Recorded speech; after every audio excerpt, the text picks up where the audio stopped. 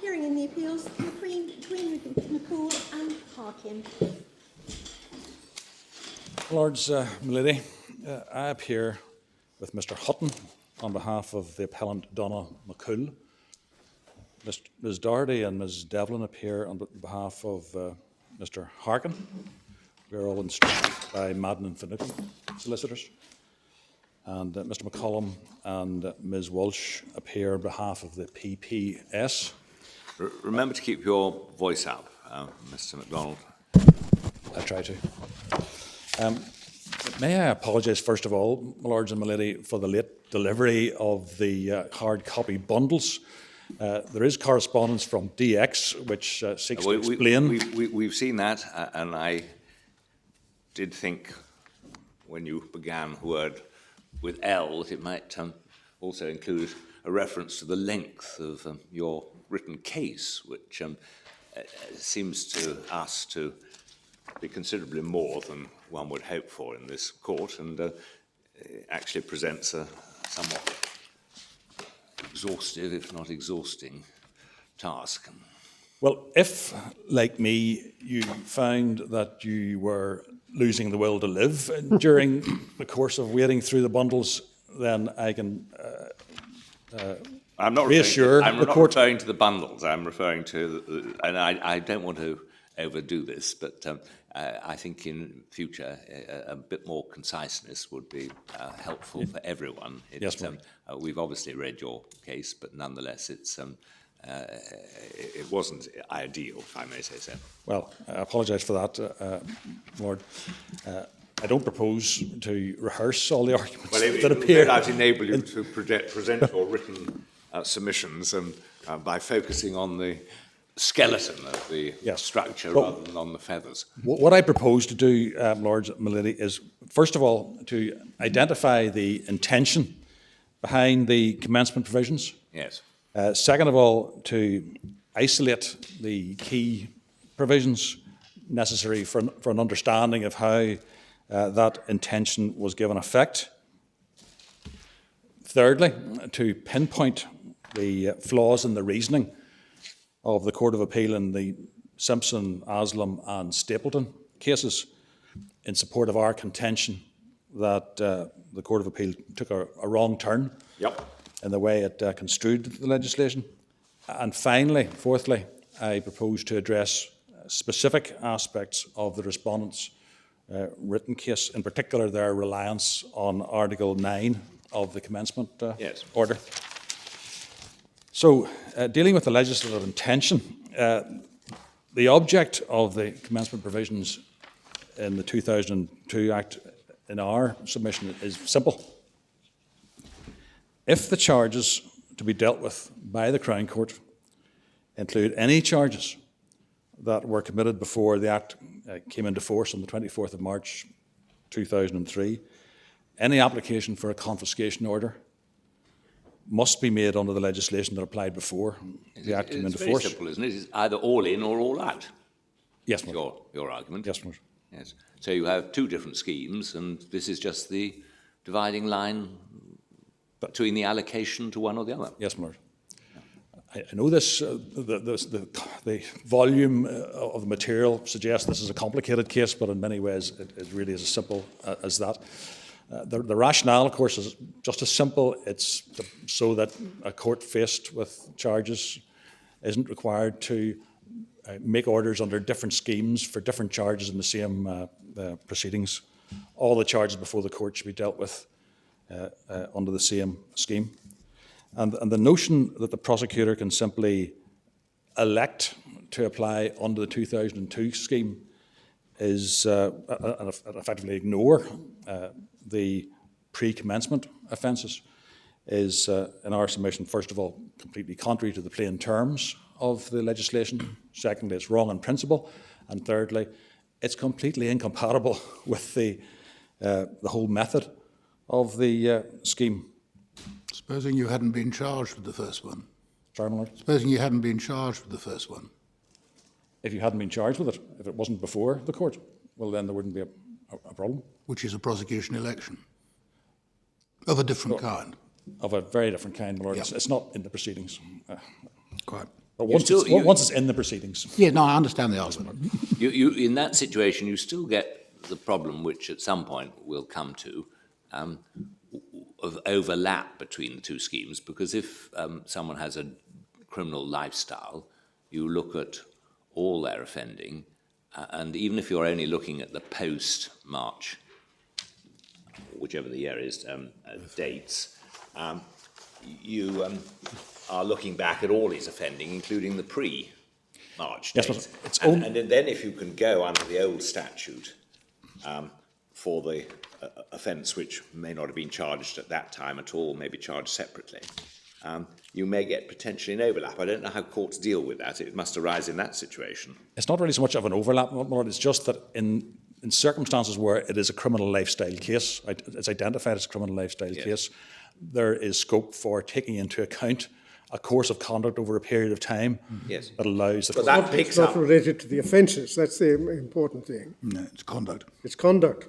Yes, more Lord. than offences. That's right, my lord, yes. But it picks up the financial profit or the It can amount do, my which lord. is gained. And In so presumably you would have the risk, even under the scenario that Lord Hughes has mentioned, if there were a subsequent charge for the pre-date, for the pre-offence, that would potentially, in terms of confiscation, overlap with an amount that's already confiscated. Presumably courts know how to allow for that. They avoid that duplication. Yes, my lord. Only in a criminal lifestyle case, not in a No, only in a criminal lifestyle case. Yes, and only therefore in circumstances where a course of conduct over a period of time is relevant. Yeah. So that's a point that's allowed for, and it isn't one that's really a very powerful point in favour of your argument by itself, because it could arise in other contexts. Yes, my lord. Yeah. Lord, the starting point, and I'll try to move through this legislation as quickly as I reasonably can, but the starting point here is the Criminal Justice Confiscation, Northern Ireland Order 1990, which is at tab 1 of the authorities bundle, page 710. And this was the first time provision was made in Northern Ireland for the confiscation of proceeds of offences other than drug trafficking offences, and it was based on the English Criminal Justice Act 1988. The relevant parts came into force on the 1st of July 1991. And if I could ask your Lordships and your Ladyship to go straight to Article 4 of that order at page 715, under the heading Confiscation of Proceeds of Offences Other than Drug Trafficking Offences. This Article 4 is based on Section 71 of the English Criminal Justice Act 1988, and it provides that the court has power to make a confiscation order, and at paragraph 2, the court may make such an order against an offender where he's convicted of any offence to which this order applies, other than a drug trafficking offence, and for an offence to which this order applies, the court should look at Article 2.4 on page 712. References to an offence to which this order applies are offences in Schedule 1 or other indictable offences. And paragraph 6, references in this order to offences include a reference to offences committed before the coming into operation of this order, but nothing in this order imposes any duty or confers any power on any court in or in connection with proceedings against a person for an offence instituted before the coming into operation of the order, which was in July 1991. So, under this 1990 order, the court could make a confiscation order in relation to offences committed before commencement, as long as the proceedings were not instituted before then. And then if I could turn to the Proceeds of Crime Northern Ireland Order 1996, which was made in order to implement in Northern Ireland the amendments made to the English 1998 Act by the English Proceeds of Crime Act 1995. That can be found at tab 2, page 745. The relevant parts of this came into force on the 25th of August 1996. And if the court would turn to Article 8, this was based on the amended Section 71 of the 1988 Act, as inserted. Which one is it? Where did you go to? Where have you gone? This is tab 2 Page. in the bundle. It starts at page 745. And yes, I'm looking at page 753, yes, I'm with you. Yes. which is paragraph 8. I was just indicating that this provision is based on the amended provision in the English Act. Right. And it provides that where a defendant is convicted in any proceedings before the court of an offence to which this order applies, the court shall, if the prosecution asks it to proceed or if the court considers it appropriate, determine whether there's been any benefit from criminal conduct. And then offence to which this order applies is defined in Article 2.4 at page 748.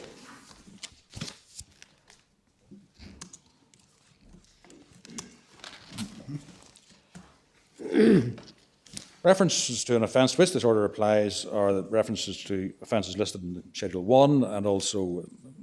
Sorry, where's that, Mr. MacDonald? This is at the bottom of page 748, my lord. 748, thank you. Article 4, references to an offence Yes. to which this order applies. So it's the same as before. If it's listed in the schedule or if it's a non-terrorist indictable offence, then paragraph 10 is the relevant part of this article. Subject to paragraph 1, 1 and 5 of Schedule 4, references in this order to offences include a reference to offences committed before the commencement, before the coming into operation of this order. So that's subject to Schedule 4. So turning then to Schedule 4 to see what is excluded.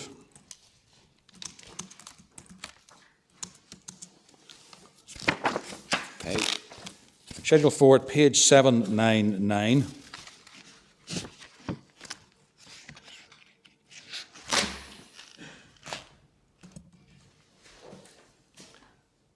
Right. Paragraph 1, Part 2, that's where Section 8 appears.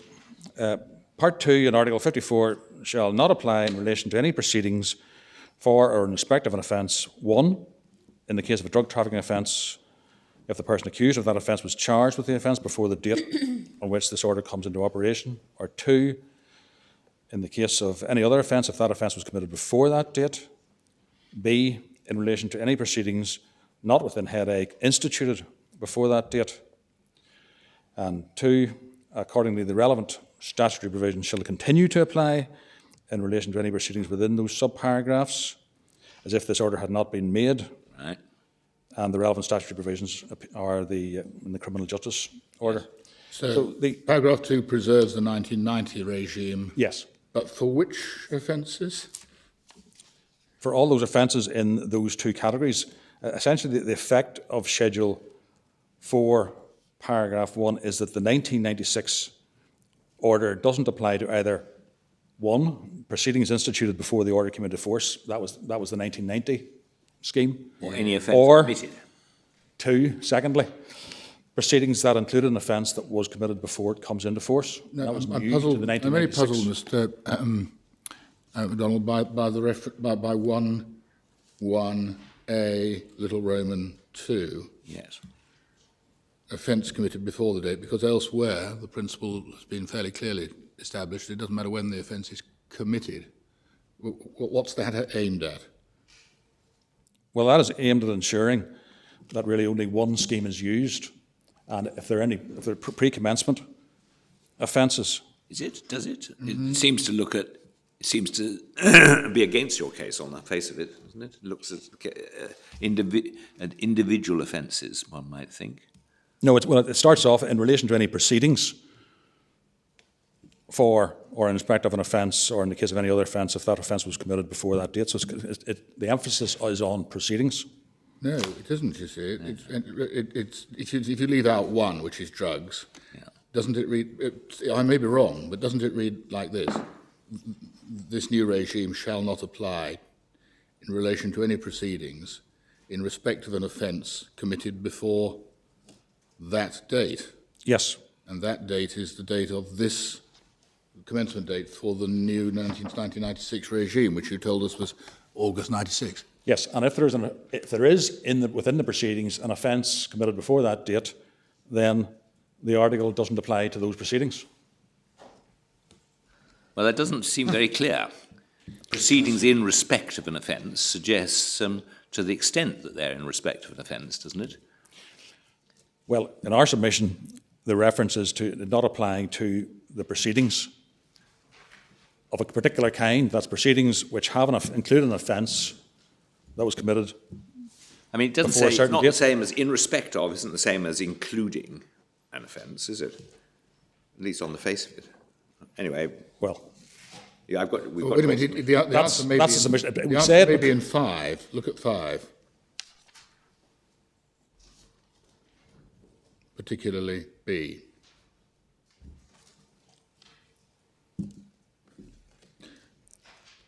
Five is in similar terms, my Lord. Nothing in the article applies to any proceedings. It's got the magic words, any one of which. But what I'm trying to work out is what Article 9, Yes. 24.3 and 24.4 are, and why it isn't general. Well, the main clause in the sentence in our submission is nothing here in this article. These articles apply to certain proceedings, and then the proceedings is qualified by the subparagraphs indicating proceedings which include offences of this kind. In our submission, it becomes clear in subsequent legislation. We say because it then there you says do. or any. But isn't, I mean, 5, my Lord's pointed out to one that seems much more helpful to me. Paragraph 5. Why doesn't that cover this situation? Well, 9, you see, is limited. It's only restricted to Article 9 and 24, which we'll come to in a minute. But Article 9 is course of conduct, which is what, looking ahead, becomes lifestyle in the 2002 Act, isn't it? Yes, So it's a subsequent stage. It's a quite different Yes. extension, as it were, of the confiscation power. And 24 is, Died or absconded. yes, dead or absent defendants, so that's not much help. But it means that the subparagraph 5 on page 799 is of very restricted operation. No, it doesn't cover this. It doesn't cover this. So it's and to it's be against- contrasted with Yeah. subparagraph 1. Yes, it's against you because it rather confirms that 1 doesn't apply to this situation, the fact that 5 is necessary. Well, in our submission, both relate to, or both contain provisions that particular articles do not apply to certain kinds of proceedings. Yeah. Well, I And think, those proceedings are then defined as proceedings which include an offence yeah. that's pre-commencement. Let's go on and see how the whole Yes. scheme fits together.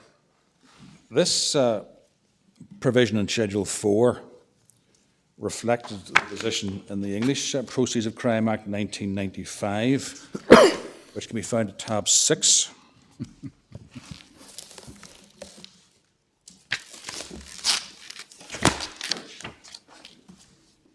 At page 1201.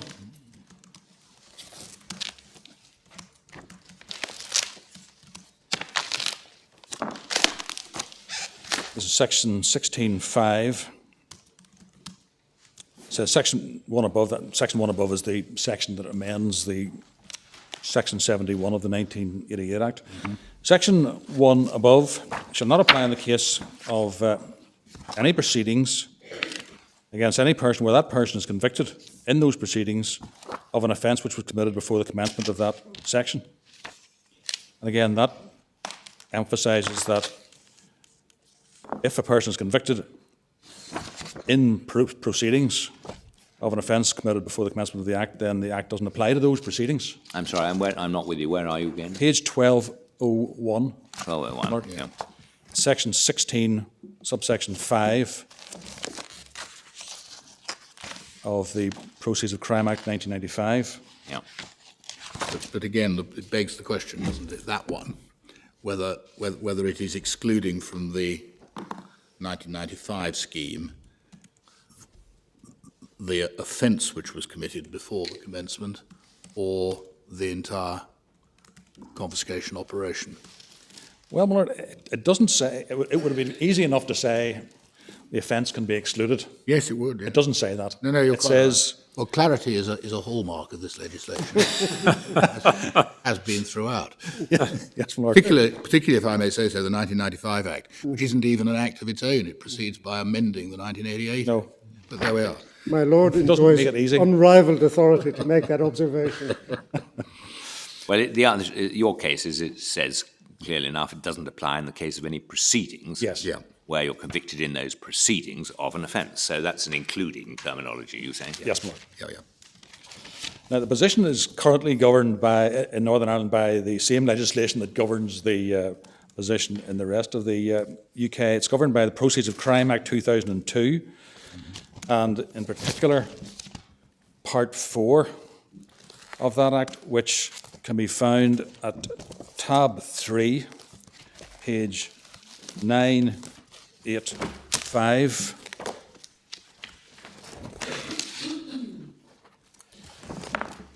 Part 4, heading Confiscation in Northern Ireland, and the starting provision is section 156, subsection 2. Well, first of all, the Crown Court must proceed under this section if the following two conditions are satisfied. Subsection 2. The first condition is that a defendant falls within either of the following paragraphs. A, he's convicted of an offence or offences in proceedings before the Crown Court. Or B, he's committed to the Crown Court in respect of an offence or offences under section 218 below, and then in brackets, committal with a view to a confiscation order being considered. That's not designed to limit the operation of section 1562B. It's really a summary of the effect of section 218, or headline. So if I could go, while holding that open, if we could also go then to section 218, just to see what actually is included within section 218.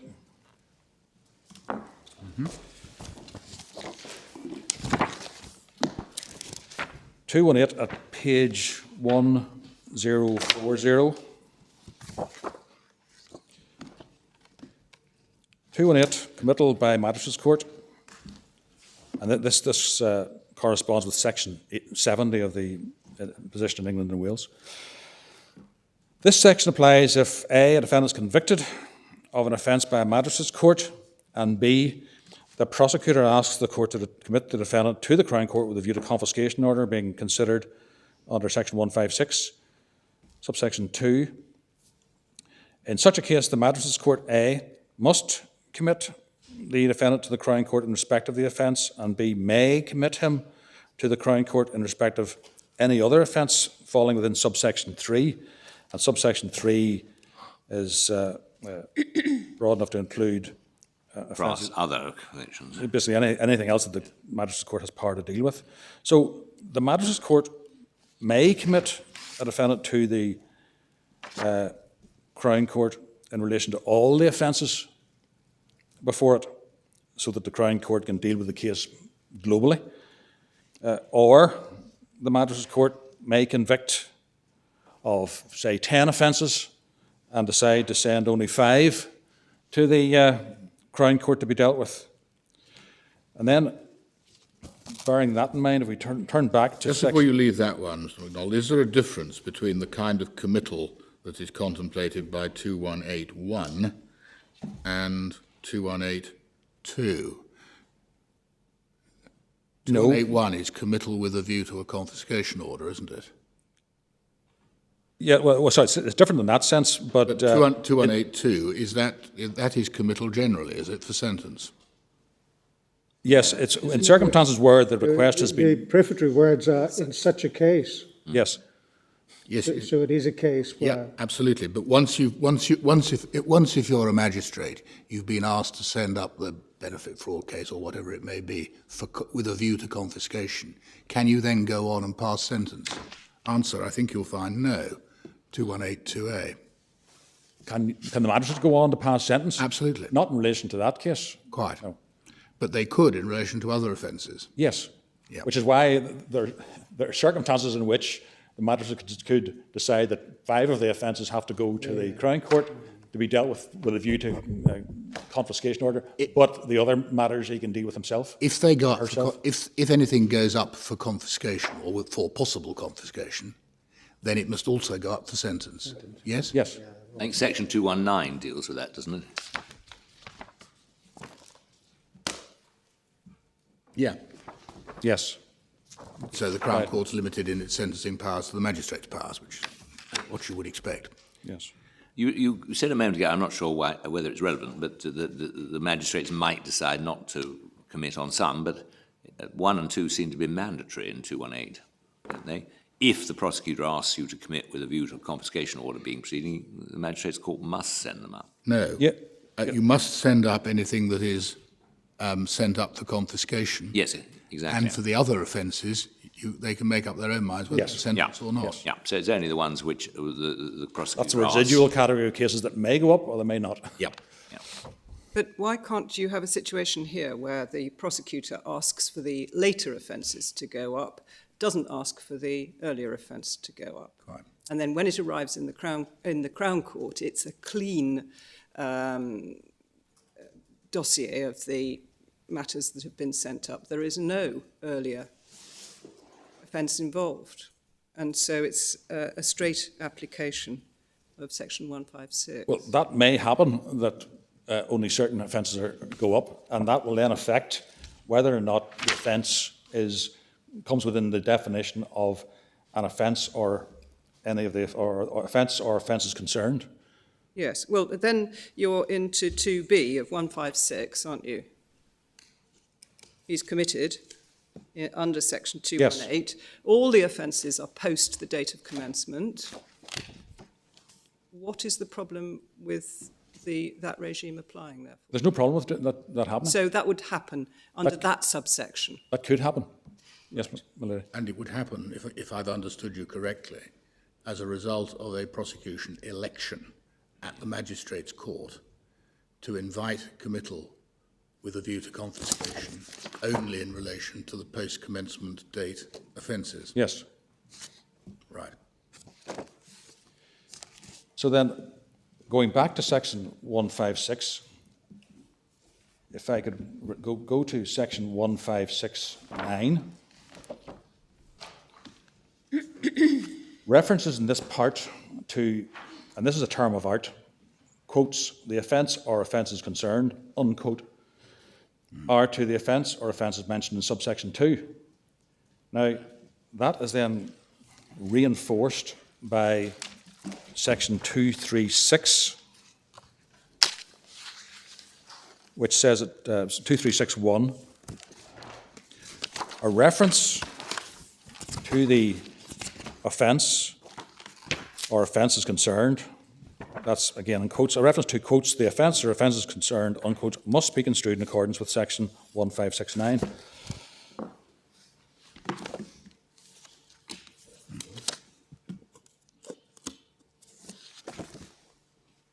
So the quotes offence or offences concerned, unquotes, includes 1, offences of which the defendant is convicted in the Crown Court, and 2, offences committed by the Magistrates' Court to the Crown Court.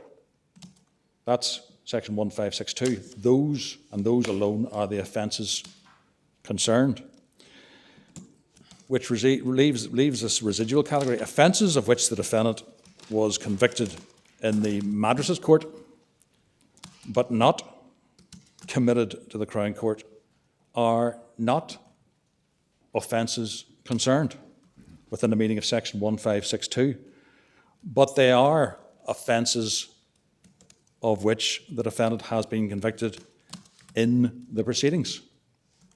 Now, that's important for the purposes of deciding the extent of the defendant's criminal conduct, which is in the subsequent stage of the proceedings. It's also important for understanding why the respondents' reliance on Article 9 of the commencement order is misplaced, because these offences in this residual category are the offences at which Article 9 was aimed, and which is why Article 9 is not redundant on our interpretation of these provisions. I'll come back to that in more detail in a moment, but it's important to highlight that distinction between the offences concerned, which are those in Section 1562, and other offences of which the defendant has been convicted in the proceedings. And convicted in the proceedings is a statutory expression, isn't it? Yes. Or is it? I think that's right. Well, yes, it appears. It's not so much. It appears in the legislation. Yes, convicted in the proceedings, and I'll come to that. Thank you. And then, if I could turn to Article 4 of the commencement number 5 order, which is at tab 4.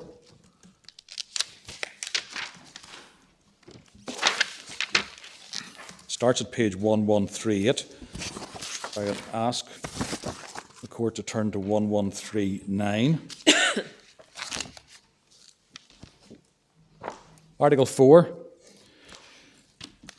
Section 156 of the Act shall not have effect where the offence or any of the offences mentioned in Section 1562 was committed before the 24th of March 2003, which we say is even clearer. I'm sorry, can you help me? Just say you had a defendant who was convicted of two offences in the same proceedings. Say one is... Two offences in the same... In the same proceedings. Yes. Say one is robbery and the other is assault. Okay, so the robbery charge would be relevant to confiscation proceedings. The assault wouldn't, because there's no financial benefit. If on the face of Section 156, so far as the assault is concerned, well, he's been convicted of an offence in proceedings before the Crown Court. Under 9, apparently the assault would fit the definition of the offence concerned. Well, it could be, my lord. Right, it could. Okay. So if the assault was before the commencement date, but the robbery was after, you say, do you, that the confiscation proceedings for the robbery would have to be dealt with under the old regime? Yes, my lord. Okay. That's just... It's in the nature of commencement proceedings that there are dividing lines, some of which may seem arbitrary and may not make an awful lot of sense in certain circumstances, but we have to have dividing lines. And this is the dividing line that's been imposed by, as a result of this particular provision. Yeah. But the effect of Article 4, we say is pretty plain, but it was neatly explained in the guidance that was issued by the Crown Prosecution Service. Yeah. And if I could ask... Well, yes, I mean... I don't know what the giggle is. This is It should be interpreted as... It's not a good jury point, Mr. McCool. October 2009 revision, isn't it? Sorry, my lord. It seemed to be the October 2009 revision, which is, I mean, remarkable in the light, you would say, of authority, that it... Well, 6 years after Simpson. Fine. But But it was presumably only issued after the Act, wasn't it, this guidance, or am I wrong? it was... Issued after the legislation. Oh, well, yes, it was 6, 7 All years right, after well, the... This is a jury point. Yeah. It's been withdrawn in any event, has it? It's been withdrawn, but well, obviously the court's read that, so I'm told. It can't possibly be an aid to the interpretation of a statute passed in 2003. Well, I refer to it only because it seemed to be quite clear to the CPS that if any of the offences in the proceedings occurred before the cut-off date... Frankly, of what interest is the CPS's view of the meaning of legislation to us when the issue is before us for decision? Well, I won't... Their current view is... I won't spend any more time on it, my lord. We've withdrawn it. We don't know which was the better legal advice they had.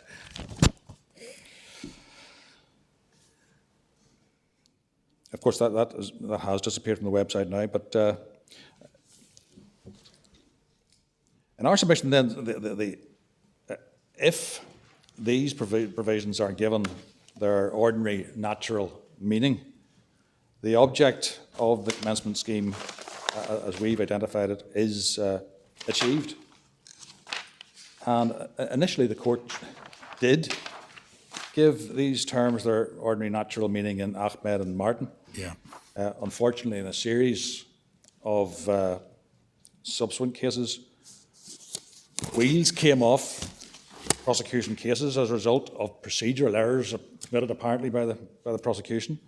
Very substantial confiscation orders had to be quashed, and in the course of cleaning up the mess, the Court of Appeal made decisions which purported to fix the problem, but which, in our respectful submission, merely added to the problems.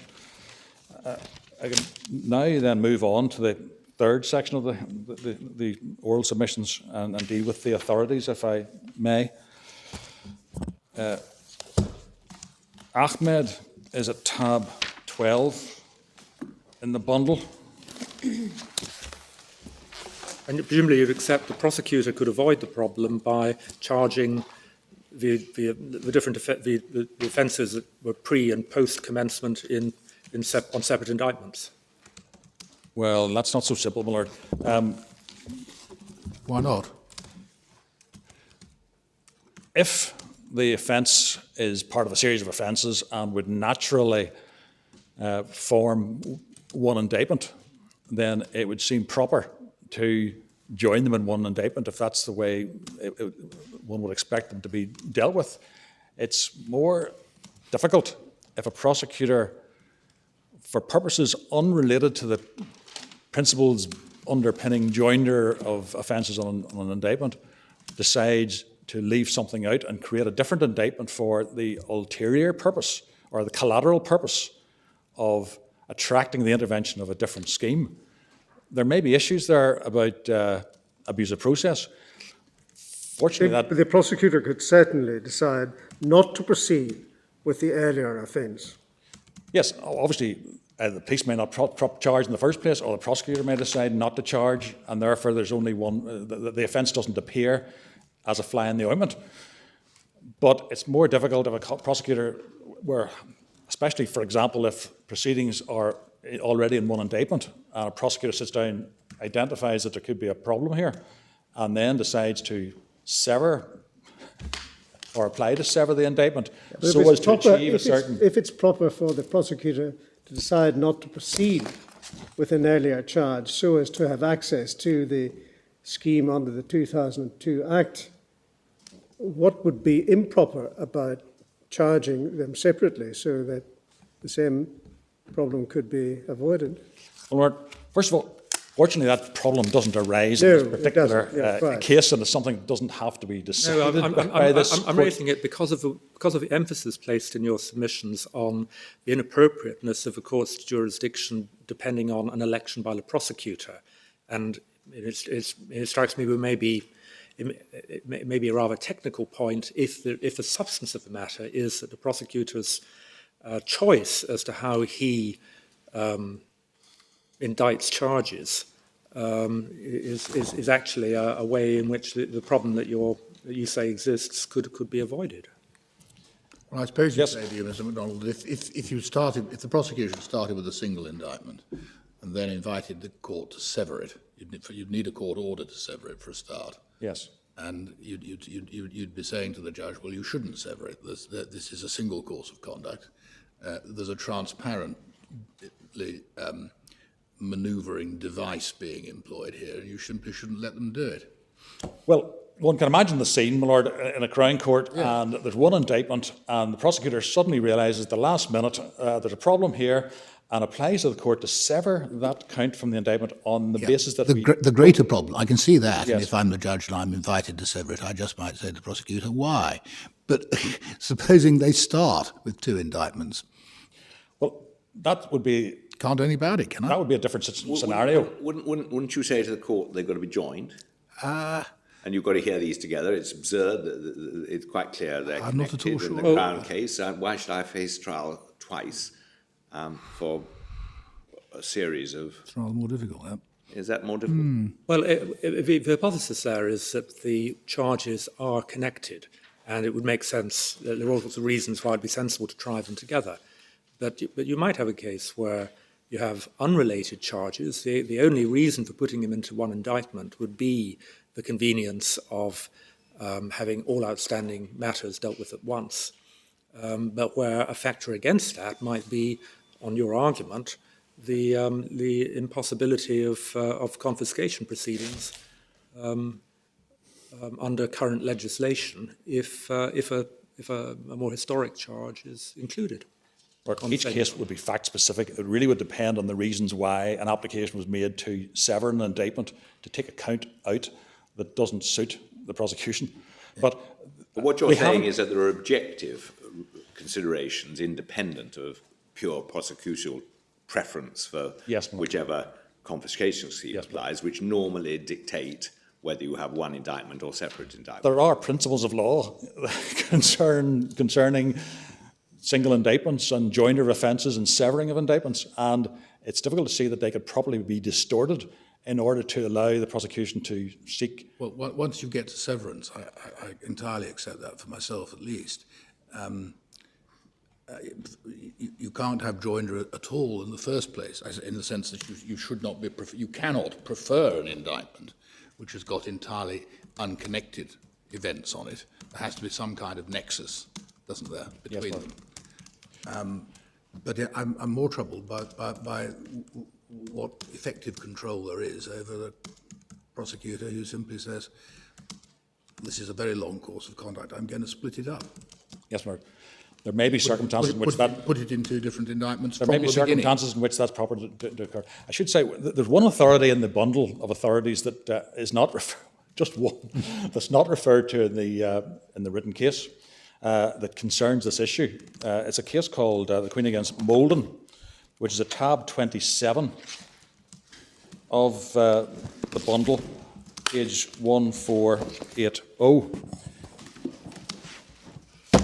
The court will be aware that the term proceedings isn't actually defined anywhere in the Proceeds of Crime Act, which isn't particularly helpful.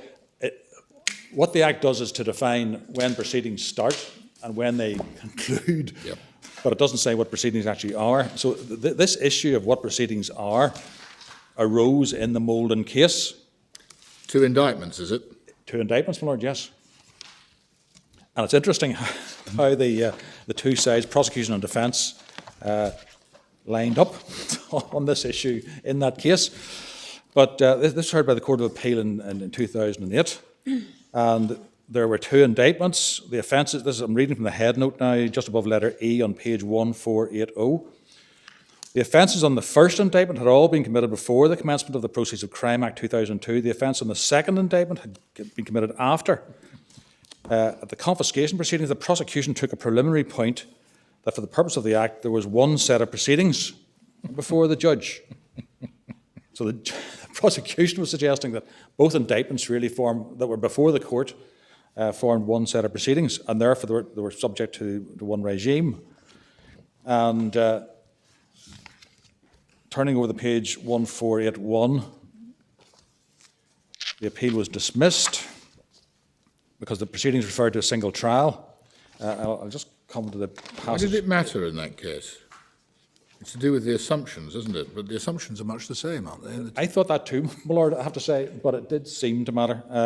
Apparently, but it would have been led to a much greater confiscation order than if separate confiscation orders had been issued. Well, it is surprising that that's the result, because it seems normally that the later legislation provides for greater penalties and benefits. Anyway, the principle was dealt with in the judgment of Lord Justice Pill, and if I could start at paragraph 6, page 1483, the top of the page.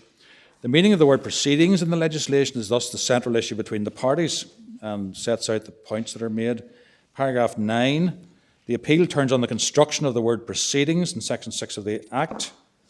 10, the prosecution submit that for the purpose of section 6, the proceedings were all those matters on both indictments for which the defendant failed to be sentenced on the date in question. Then over the page at paragraph 14,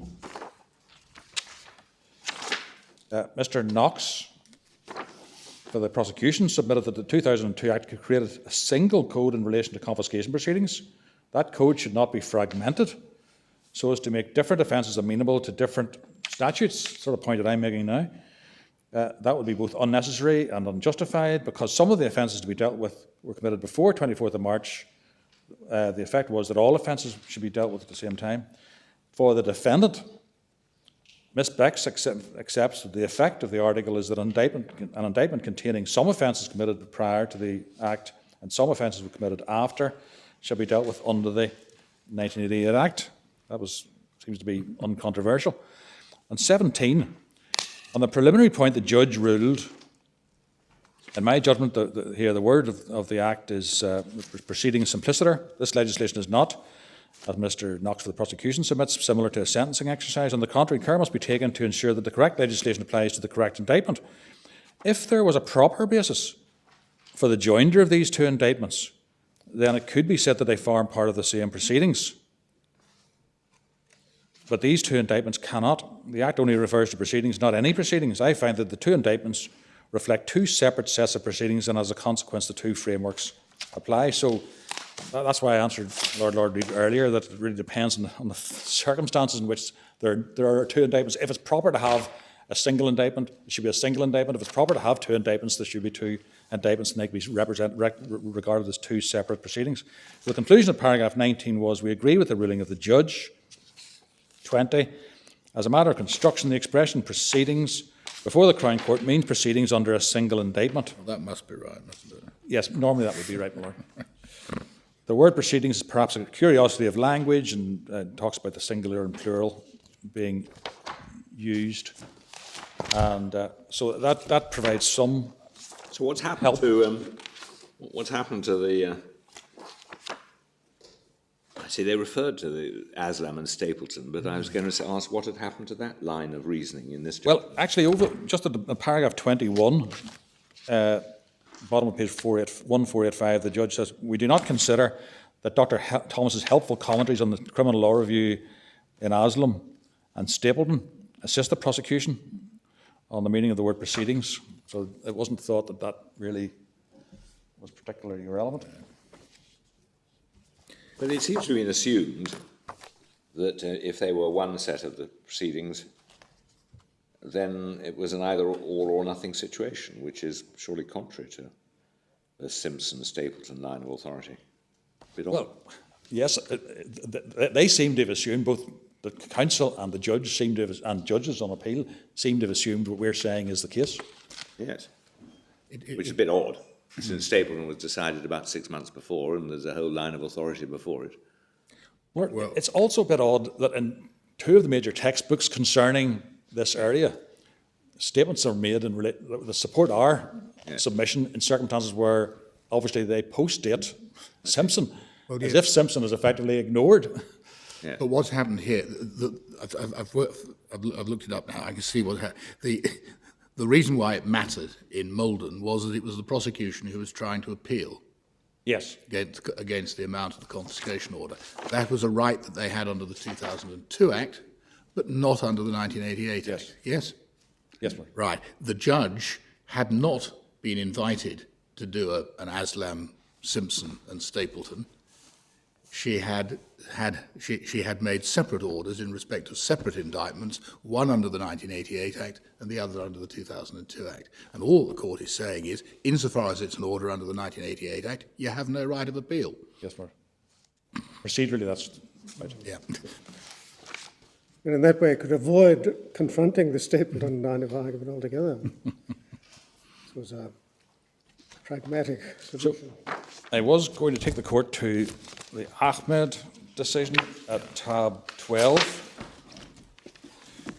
page 1312.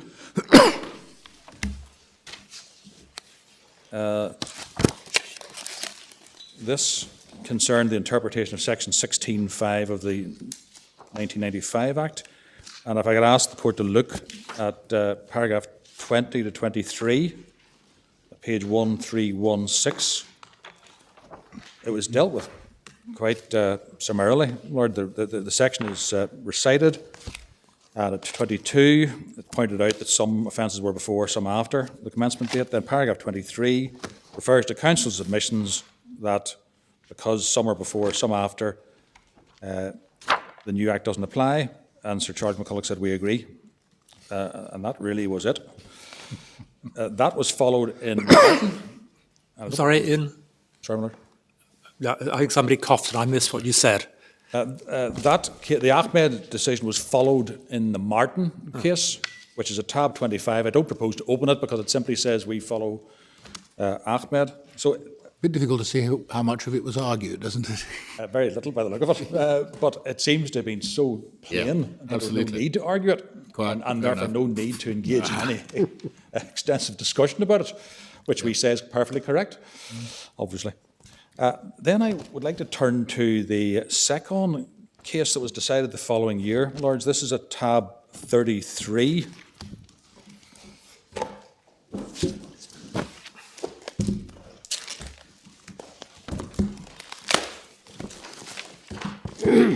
Page 1615. I only refer to this for really background matters. This is a decision of the Court of Appeal, and at paragraph 2 on page 1617, there's some flavour of the series of cases that are coming before the court at this stage. Regrettably, a series of cases have come before the courts recently which reveal that the prosecuting authorities, including the advocates appearing for them, have been attaching far too little significance to ensuring that confiscation proceedings are effective. A series of cases have resulted in orders for the confiscation of substantial sums being set aside for the failure to adhere to procedural requirements that are often of a technical nature. And I would pause to emphasise that this case, second, was about, as so many of the cases, was about procedural matters and service of notices and that sort of thing. Well, this is Knights, which went on to the House of Lords. Yes, Isn't it? yes. Yeah.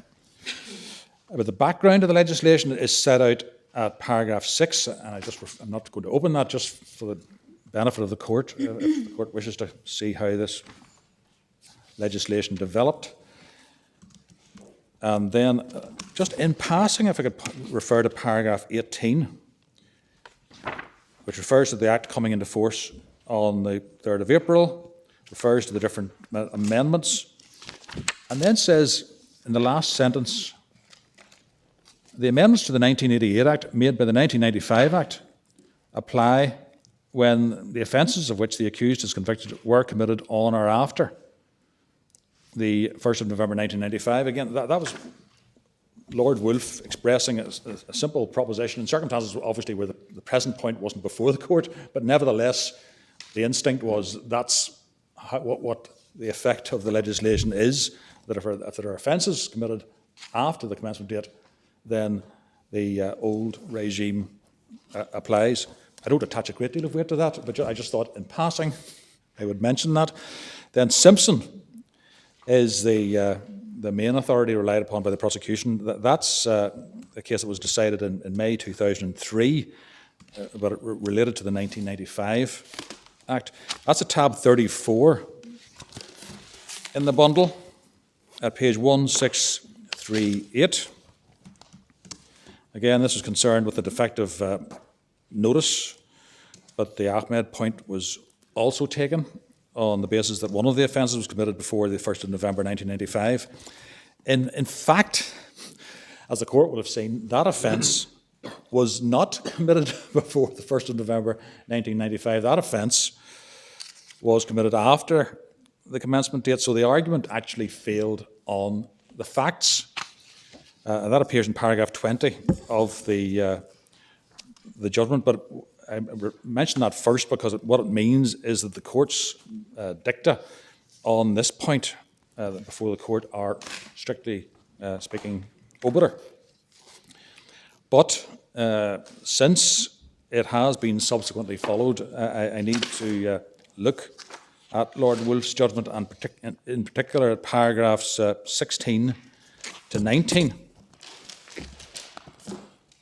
There's reference to the Ahmed decision, And at 17, it said, however, when those paragraphs are read as a whole, it is clear that Sir Charles was not seeking to say anything different from what we have indicated is the position.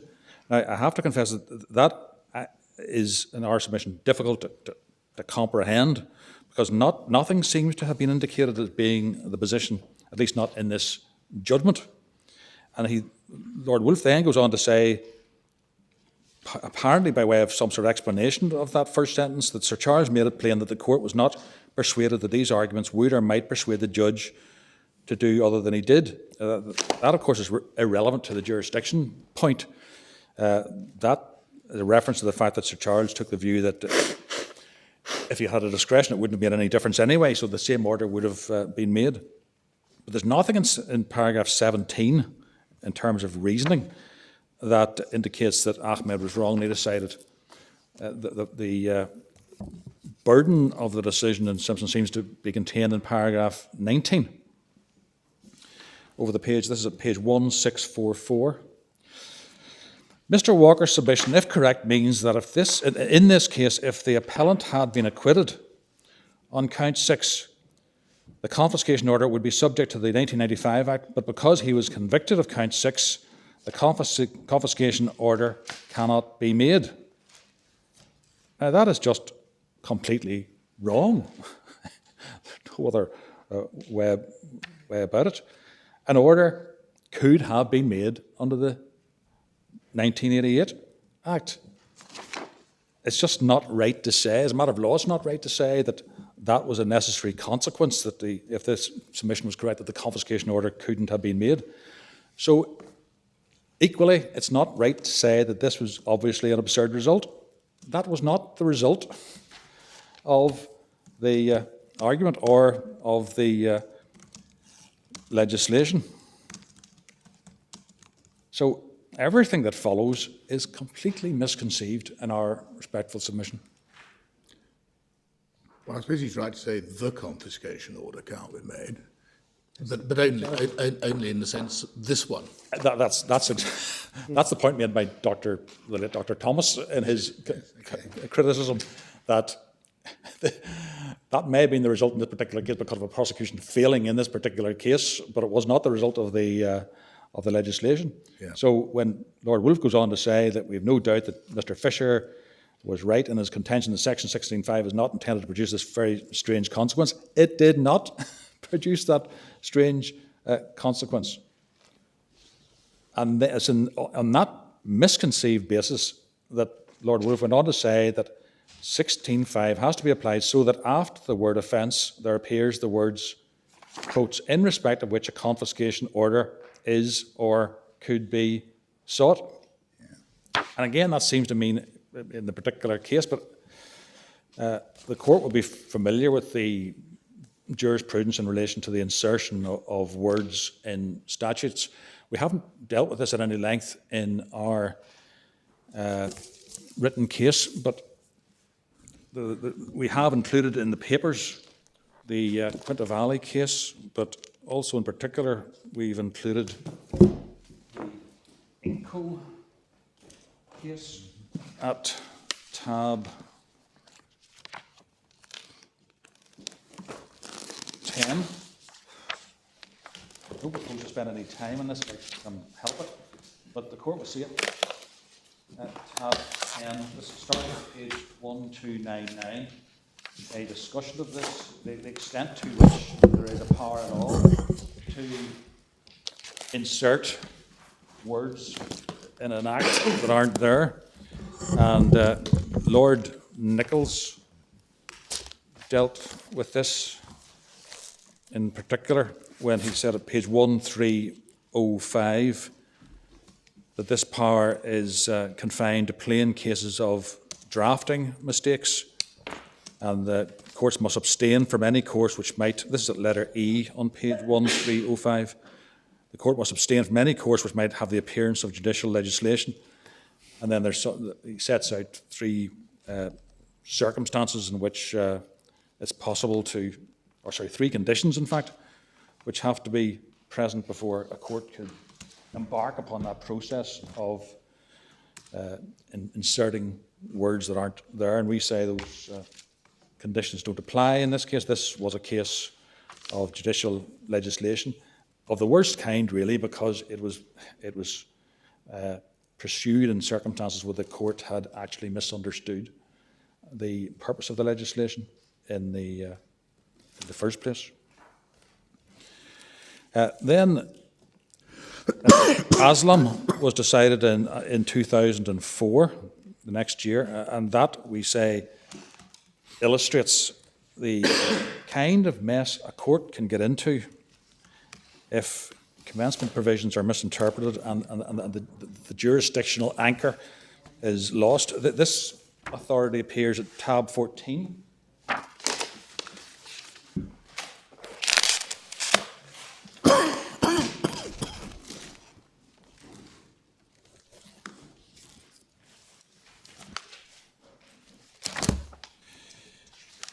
And if I could refer specifically to paragraphs 11 to 14.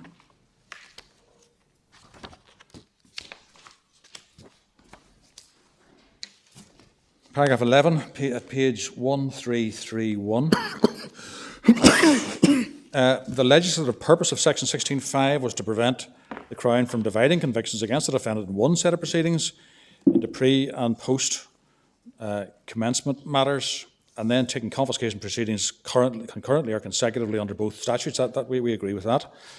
So if at the time the judge is asked to make a confiscation order under the 1995 Act on a number of counts, there remains a pre-commencement count on which the Crown is seeking or could still take a confiscation order under the 1988 Act. There is no jurisdiction to make an order under the 1995 Act. But similarly, if as in this case the Crown has expressly abandoned any reliance on the count, the fact that it could have sought such an order in respect of that count seems to us entirely immaterial. And it goes on to say we agree with the observations of the court in Secon. And two, the other aspect of section 16.5 is, as interpreted in Simpson, is that a confiscation order cannot be made under the act of the defendant is convicted. Here, as Mr. Cox points out in his able argument on behalf of the appellant, a confiscation order was sought in respect of the offending count. In other words, this is a case that wasn't covered by the words in Simpson, because although a confiscation order was sought, it was unsought by the prosecution. So the court in this case then had to extend the logic of Simpson to cases where Why is it an extension? All you're saying in 13 is that the Crown didn't see the point until it was taken, And thereupon, the confiscation order was limited to the later counts. Well, the suggestion in Simpson was that it applied, the words had to be inserted in order to deal with the situation where a confiscation order was sought or not sought, or specifically where it wasn't sought. In this case, there was an order sought, but the prosecution decided they would have to put themselves into the Simpson situation by deciding to abandon it and not seeking it. So, it strictly speaking, didn't apply to didn't come within the Simpsons formula. Well, unless the court suggested added words. I take your Inco point, of course, but supposing you can add the words, the suggested added words are in respect to which a confiscation order is or could be sought. And the decision in Aslam is it couldn't be sought in relation to the earliest count, isn't it? Well, this Got that wrong. Well, this is part of our election point, essentially. Fair enough. I mean, this is an example of how the proceedings become a movable feast, as we've said in our submission, that the Crown can decide, even in the course of proceedings, that because they want a certain scheme to apply, they then can manipulate the proceedings by taking a certain course in relation to the particular counts that cause the problem. Yeah, well, he deals with it in the next paragraph 14. Says it's the same if they abandon it partway through the hearing as if they hadn't started. We interpret the phrase in respect of which confiscation order is sought from the judgment in Simpson as referring to a case in which the prosecution maintain their reliance. Yes, that it continues to be sought. Yeah. Okay.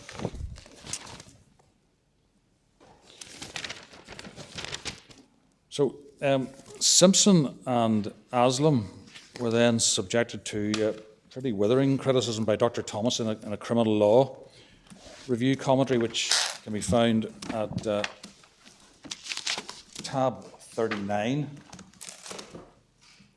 in the bundle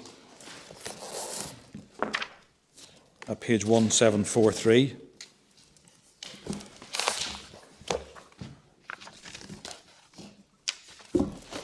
And we would draw attention in particular to the critique that appears at page 1745 to 1747.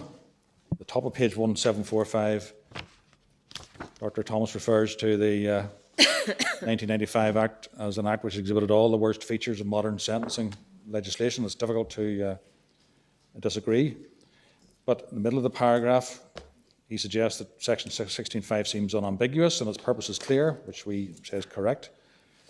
To avoid the difficulties which would arise if a court were required to apply both the old and the new versions of the 1988 Act in the same case, where some counts relate to offences committed before the commencement to date and some after, any case in which the offender was convicted of an offence committed before the commencement date would be governed by the original version of the 1988 Act, and confiscation proceedings in respect of all the offences would take place in accordance with that version of the Act. That's a statement of the intention behind the scheme that we say is the correct intention behind the scheme, and the intention that was given effect by the plain words of the Act. The problem, Dr. Thomas says in the next paragraph, is that unfortunately that provision was overlooked in a number of cases, with the result that some of these large confiscation orders were quashed.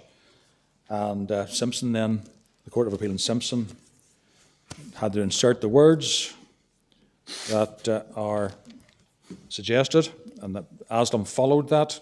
And 1746, I don't propose to read this, my Lord, but 1746 sets out the kind of serious difficulties that attend the decision in Simpson and Aslam. And essentially, the point being made in the last paragraph is that the court's reasoning is just inconsistent with the scheme of the Act, mainly because in the new Act, there's a very rigid, really inflexible method that the court has to follow, and the court isn't given the discretion, the judge isn't given the discretion to leave out of account offences that the prosecution may have sought to leave out.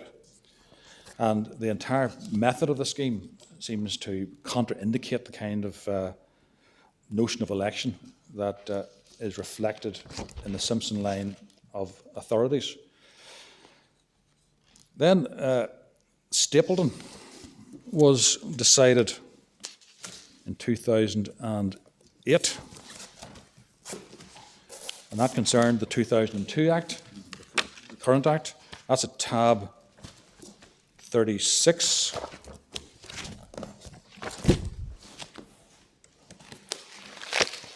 Page 1679. And this, again, was a case where the prosecution had fallen into error. Paragraph 4. The original application by the prosecution for a confiscation order was undoubtedly incompetently prepared. It confused the powers of the court under the Criminal Justice Act 1988 and those under the Proceeds of Crime Act 2002. And it took some time for the prosecution eventually to get its house in order.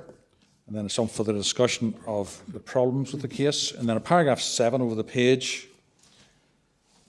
there was no real reasoning behind this decision, but essentially what the court said in paragraph 7 is that they were bound by the reasoning in Simpson, unless there could be shown to be any proper distinction between the statutory regimes with which they were concerned with that with which the court was concerned in Islam and Simpson.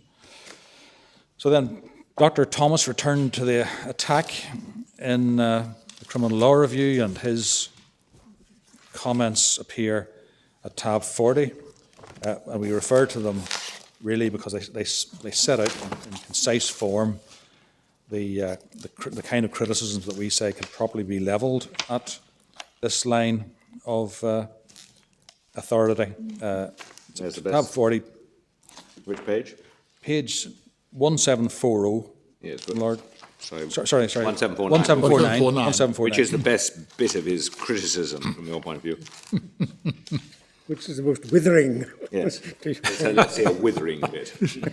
It's actually, I mean, just as Lord Justice Latham simply followed Aslab, he simply repeats what he said before, doesn't he? Essentially, my Lord. But and repeats the provision itself. He does add at the bottom of 1751 something which I expect you might like to refer to. It just makes life more. Well, your Lordship spoilt my point, my delivery, but you've obviously seen that. At some point, are you going to address the difficulties that may arise on your case retrospectively Well, what I'm going to do for other, now is presumably for quite a large number of confiscation orders that have been made? Can we avoid those? there's the Joe G type of issue, my Lord. Well, I didn't propose to refer to my oral submissions as in the Joe G circumstances involving criminal joint enterprise. These cases are fact specific. They will arise to be dealt with on their own merits as and when they arise.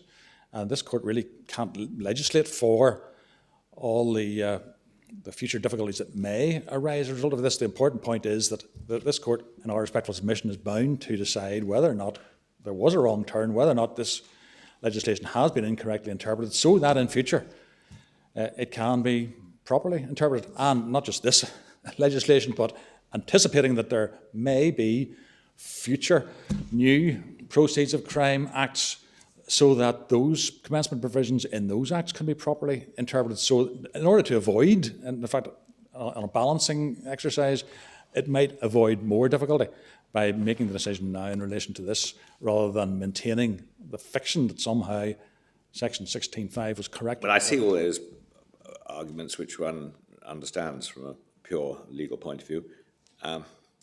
What about a different point? What about will you address at some point the argument that Parliament may have legislated in introducing the new legislation on the basis of previous case law? No, I wasn't proposing to address that, my Lord. Apart from anything else... That's one reason why we might not wish to upset an established construction which Lord Justice Latham followed under the current case law. Yes. In circumstances where we say it's so clear what Parliament intended, or what was what we should the fear Department... Justitia Ruat Coelum. Well, and there's nothing you can suggest that we could do to avoid the future problems. We couldn't in any way contemplate. I mean, they are future problems, but we're going to have in future people raising problems about past cases. What about the What about the CADA approach? I'm thinking. The Scottish case? Yes, the Scottish case about access to a solicitor, where the decision was that Mr. CADA had to succeed, Yes. because of course he does, and other live cases may well have the same effect, but the decision was expressly limited to exclude finally resolved cases. Yes. Of which in that case there must have been hundreds, if not thousands. Yes. Well, Well, it would have been tens of thousands. That's the point I was really asking you about. Yes. Is that open to us? It's a sort of prospective decision-making, Well, it's but for this case as well. Well, I think we've dealt to some extent, I think, in our written case with this situation, and there is, of course, the principle that just because the law has now been finally confirmed to be of a certain meaning, that doesn't mean that people can benefit who've already been convicted and dealt with in the past can benefit from a new understanding of the law. Well, so those cases remain. They would not necessarily, in England at least, get leave to appeal out of time, Yes. unless they could demonstrate a substantial injustice. And one of the situations in which they probably would have difficulty in doing that is if the order would have been in much the same amount in any event. Yes, ma'am. But that's a different proposition. Oh, it is. I'm just And thinking I don't actually know whether the Court of Criminal Appeal in Northern Ireland adopts the same approach. The English cases are Cottrell and Fletcher and others. It may well be that it does. I think we do, my lord. Yes, okay, but And presumably there's also, I take it, a Criminal Cases Review Commission Yes, in Northern of course. Ireland. It's the same. yes, same one, is it? Yes. Well, in that case, it is now clear that they operate the same principle. In other words, they do not refer cases unless there's a strong case of arguable substantial injustice, and that's Cottrell and Fletcher. Yeah, but There are a number of we've reasons got to face it. The problem with this kind of, if you are right about Aslam and Simpson being wrong, and if Mr. McCollum isn't right in his quite separate submissions, which you haven't yet come to, but if on all those hypotheses, there must be an awful lot of confiscation orders which have been made in reliance on what the Court of Appeal said you ought to do. Yes, my lord. The Catter case was concerned with with whether a conviction could be upheld, and what effectively, I think it was the House of Lords, or perhaps the Privy Council rather than Supreme Court, but anyway, it was effectively this court. What was said was that if a person had been properly convicted according to the law as it was understood at the time, then the fact that there was a subsequent change in understanding of the law didn't render the conviction unsafe. That's the principle I was referring to, my lord. Yes, that's effectively what it was saying. Now, I mean, here the problem is more to do with sentencing, but there's an issue about whether the question would be whether you can apply the same approach, where somebody was appropriately dealt with under the law about confiscation as it was understood at the time. Yes, my lord. I'm not going to suggest that there won't be aggrieved defendants who won't seek to derive some benefit from any change in the interpretation of this legislation. But I would say that fear of floodgates opening in other cases in the past hasn't always been fully realised in the event for a combination of reasons, responses by the courts and other factors. And in any event, it's not, in our respectful submission, a good or principled reason for not correcting a blatant misinterpretation. No, I mean, the principal reason effectively is that it's in the nature of the legal system that from time to time the courts change their interpretation of the law, their understanding of the law, and you can't reopen past convictions every time an appellate court alters its view of the law. Yes, my lord. I mean, what was said by Lord Hope in Cadder was, this is not to say that the principle of legal certainty has no application. On the contrary, I think there are strong grounds for ruling today on the basis of this principle, and bearing in mind that the objection could have been raised at any time previously, i.e. it was an open point, that this decision does not permit the reopening of closed cases. Cases which have not yet gone to trial, where the trial is still in progress and appeals have been brought timorously, but have not yet been pleaded, will have to be dealt with on the basis of this decision. But unless in particular circumstances there are compelling reasons that otherwise the retrospective effect of a judicial decision is excluded from cases that have been finally determined. There's quite a lot of law on that. Yes, Comparative law as well. There's a decision of the Supreme Court in Ireland to the same effect. The governor of Arbor Hill Prison. Yes, he cites that. And there is undoubtedly, there's certainly Griffiths in Kentucky in the United States Supreme Court, which is to the same effect again. Yeah.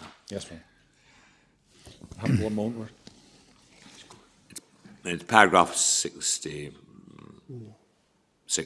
Yeah. Yes. In fact, I'm obliged to Mr. Hutton. He draws my attention to the decision of the Queen against Jawad at tab 20 of the bundle of authorities. I shouldn't rely too much on that one. Particularly at page 1416, where this issue is addressed.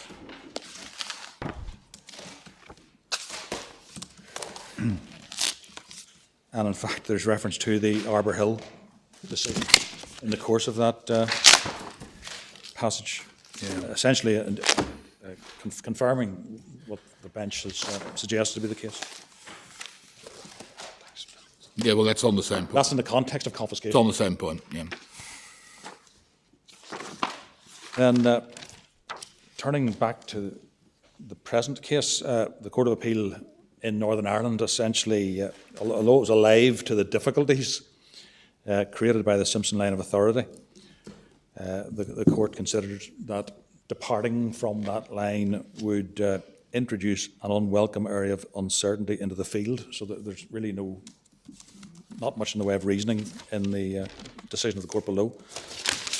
If I could then turn finally to the respondents' submissions, which can be found in the appeal documents at page 284.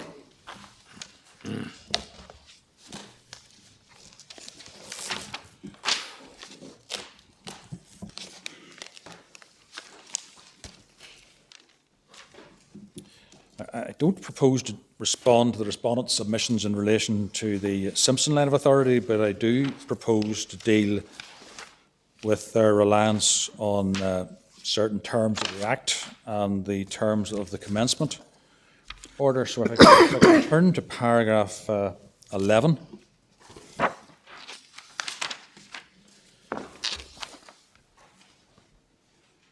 Page 288.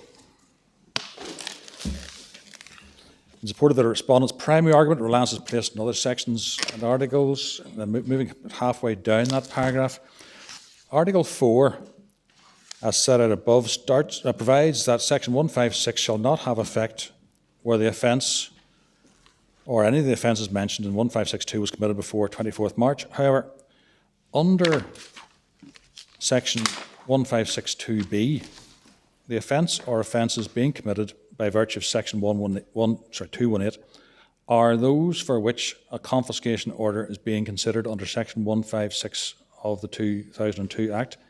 That, in our respectful submission, is just wrong. That section is wider than that, as we've already identified. Section 218 has the second limb of other offences. I'm not sure that's right, is it, Mr. MacDonald? It's true that once you've been in the committal cases, once an offence has been committed to the Crown Court for consideration of confiscation, sentence comes along with it.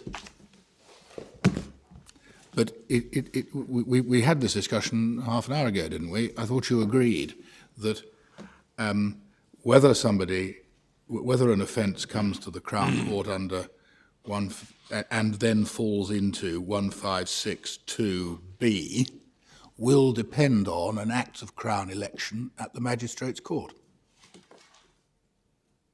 Yes, but that's not the point that's being made here. I don't think, my Lord.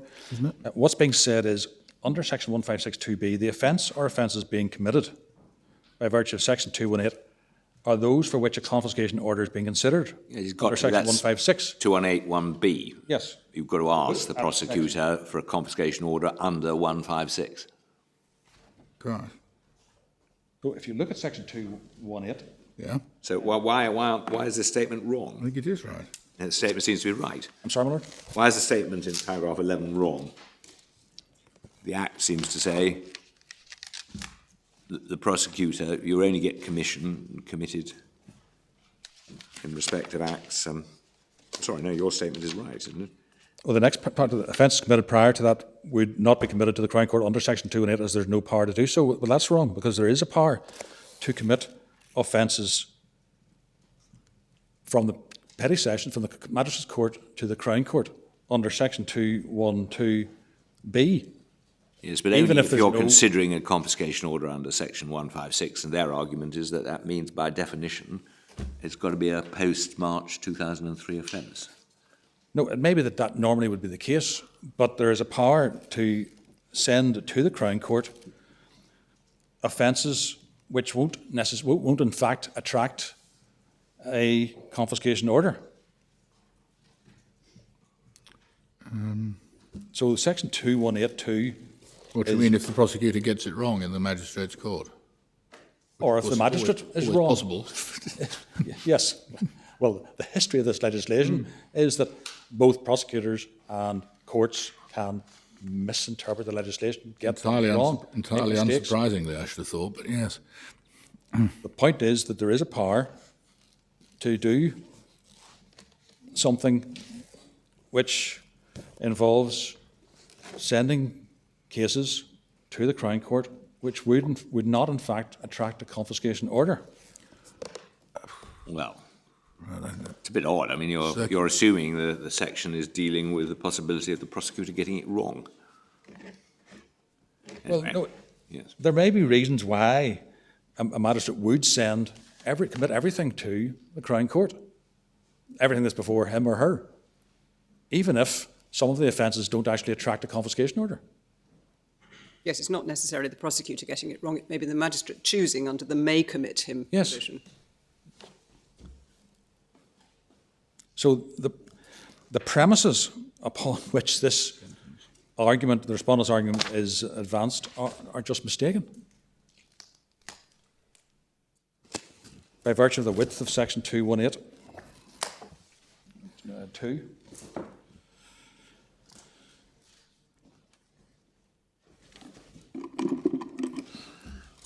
So it goes on to say, consequently, it's only offences committed subsequent to 24th March 2003 which will be committed to the Crown Court. That's just not right either. Then paragraph 12, similar to the existence of the second condition set out in section 1563, supports this argument further. This provides the second condition which must be met before the court can proceed under section 156, namely that either A, a prosecutor asks for the court to proceed, or B, the court believes it's appropriate to do that. Once again, the prosecution of the court would not be seeking a confiscation order under section 156 based on offences which predate the coming into force of the Act. Of course, what they do depends on their understanding of the powers, and the reasons for the powers, and the propriety of sending all the offences up to the Crown Court.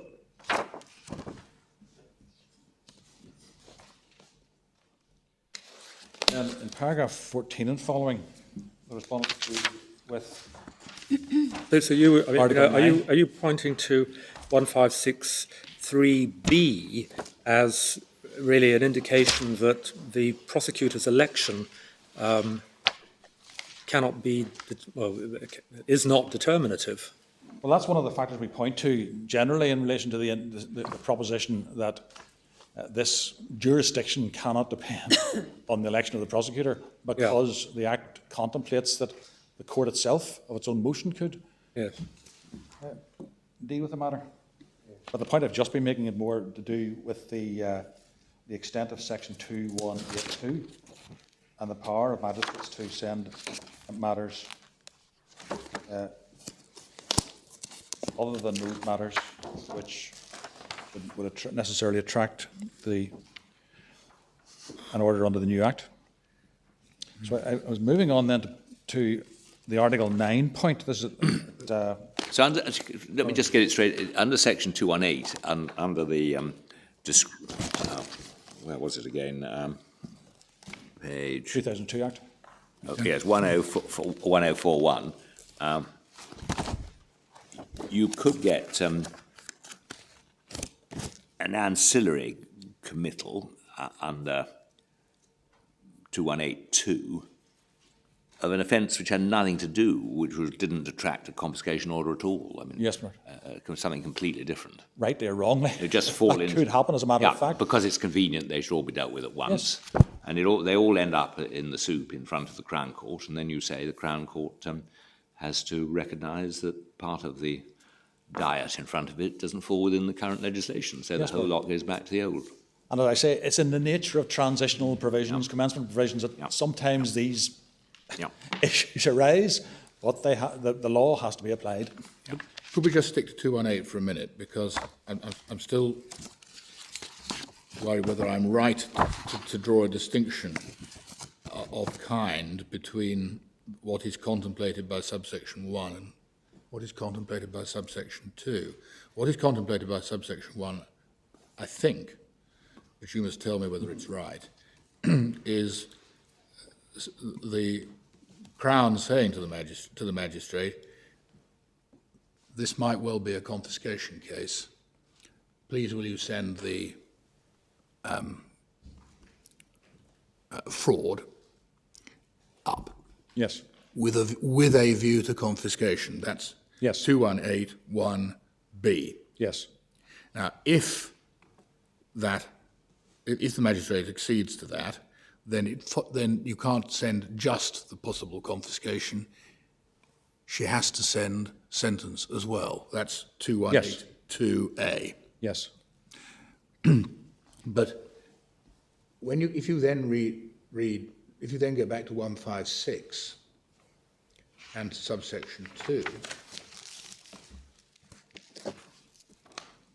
the conditions for considering confiscation in the Crown Court are either conviction in the Crown Court or committal with a view to confiscation.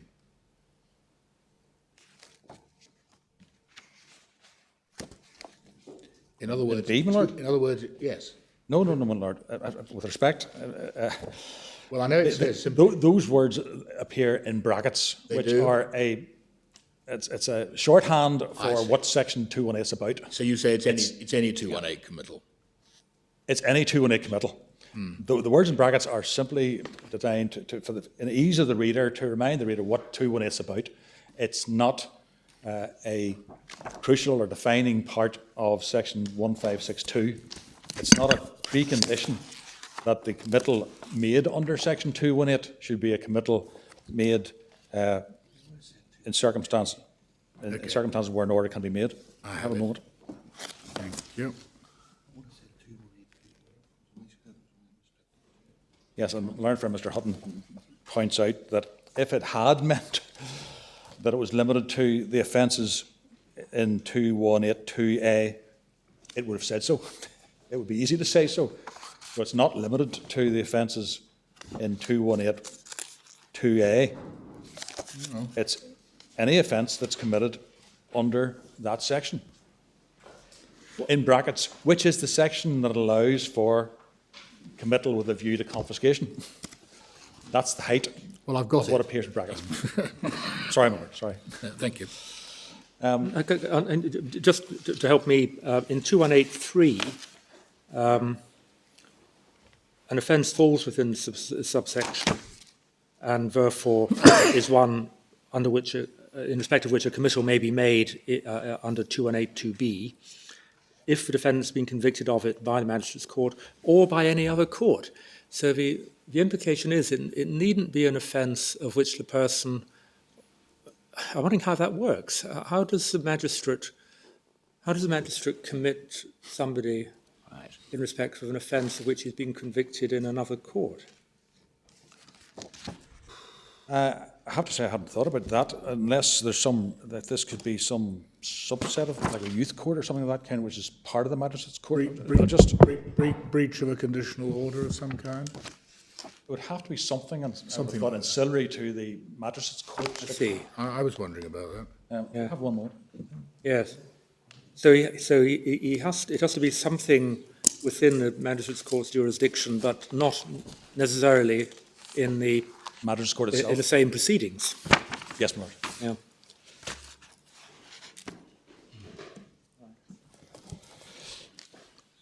So, returning to the respondent's case at paragraph 14.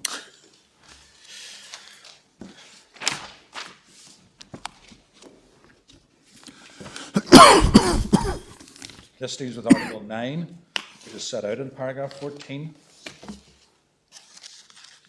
And it says in paragraph 17, the very fact that Article 9 of the commencement order explicitly excludes conduct derived from offences committed prior to 24th March clearly demonstrates that it is envisaged that there will be situations where there are offences in the same proceedings that predate 24th March.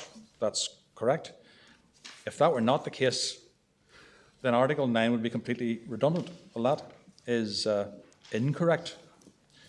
goes on to say what Article 9 does is to ensure that offences either proved or admitted in the proceedings before the court that were committed before 24th of March are not included in the calculation of benefit.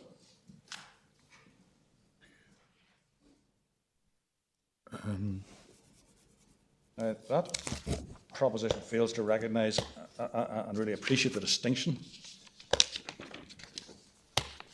or the importance of the distinction between the quotes the offence or offences concerned in section 2243A, that's offences committed,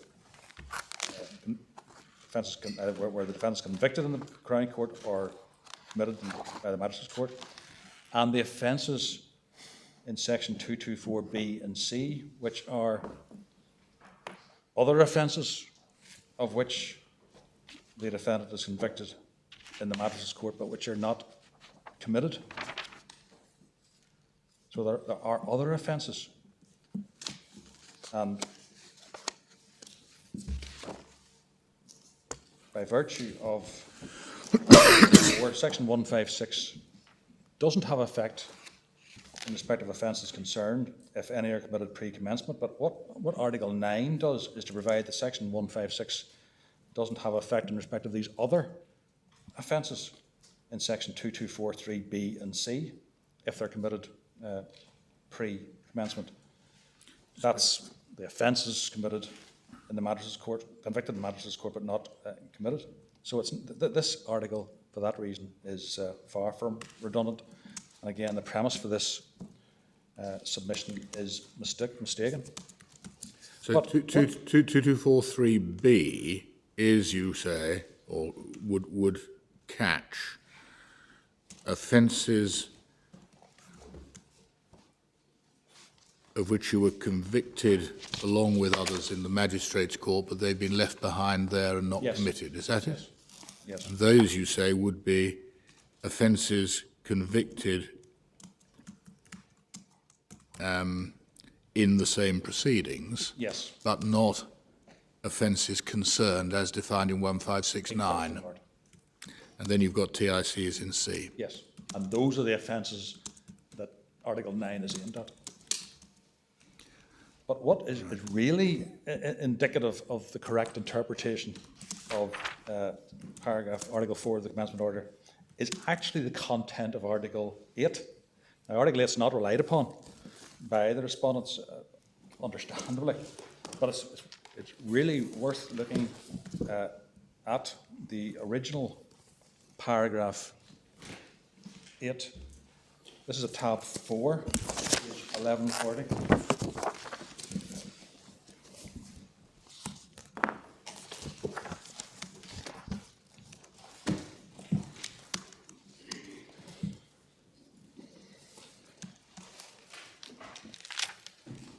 Now, the court will see, this is the commencement order that was made on the 20th of February 2003. That appears from page 1138. Now, if the court looks at Article 8.2, the tests in section 223, 2A and C of the Act shall not be satisfied where the offence or any of the offences concerned was committed before 24th March 2003. Now, if we are right in our submission about the scope of any of the offences, then this section would be redundant and would be unnecessary. Likewise, 8.4a, conduct shall not form part of a course of criminal activity under section 2233A of the Act where A, the offence or any of the offences concerned was committed before 24th March 2003. That would not be necessary if we were right. Sorry, and the kind of, it would not be necessary if we were right, this wouldn't be necessary. And that is the kind of argument that's made by the respondents in relation to Article 9, which is wrong for different reasons.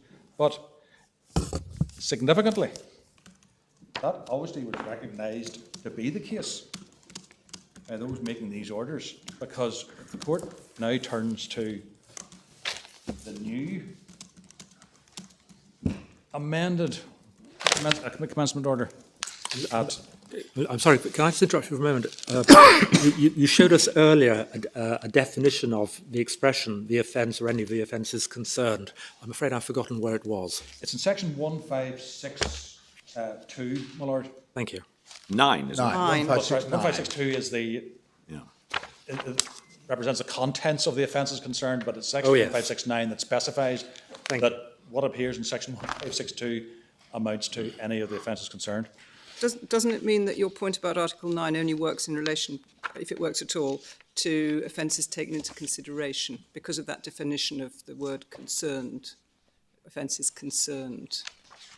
No, my lord. It brings in any offences for which they're convicted in front of the Crown Court. I haven't got the stuff in front of me at the moment, but I think it means it only works in relation to taken into consideration offences. Can I come back to that in just a moment? Yes. What I'd like to do is finish this point briefly and then address that if I can. But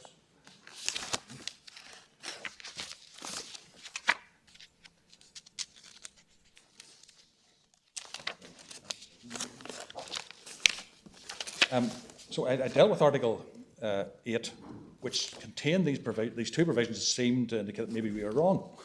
But then if you turn to tab 50,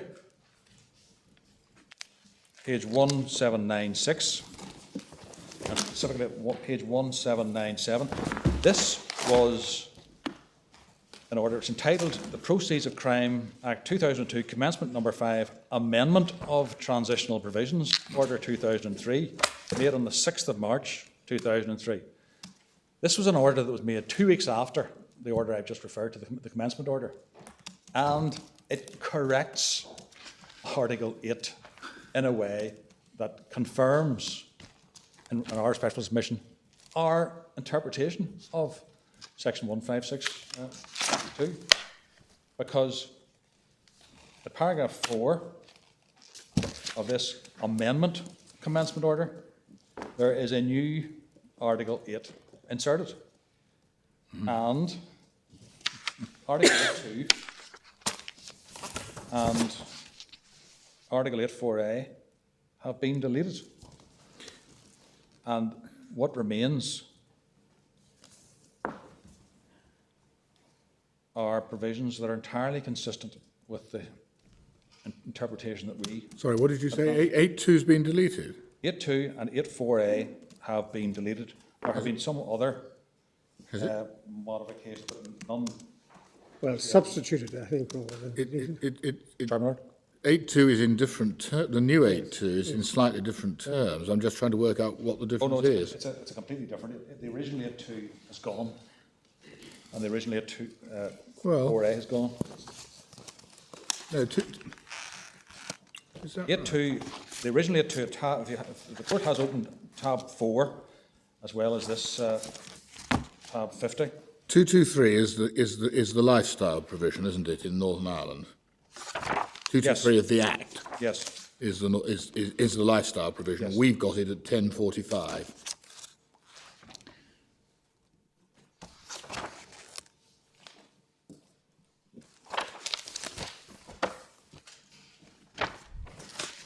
So the original 8.2 has just been deleted. It's disappeared. What, comparing it with page 1797? Sorry, Miller?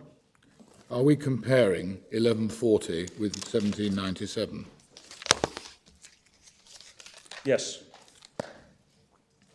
Now, if you look at the original 8.2, the test in section 223A and 2 A and C of the Act shall not be satisfied with the offence or any of the offences concerned was committed before 24th March 2003. Yeah.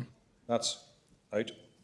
And instead, That new Article 8.2 is now is a reflection of the old Article 4. oh, I thought isn't. Without No, the new 8.2, well, unless I'm reading from the wrong page, the new 8.2 says conduct shall not form part of a criminal activity under 2223A, where any of the 3 or more offences mentioned was committed before the 24th of March. In other words, it's another lifestyle provision. Yes, that's right. What's the difference between it and the old 8.2? The old 8.2 is the tests in A and C shall not be satisfied with the offence or the offence is concerned was committed before 24th March. Yes. So 8.2 now relates to offences other than the offences concerned.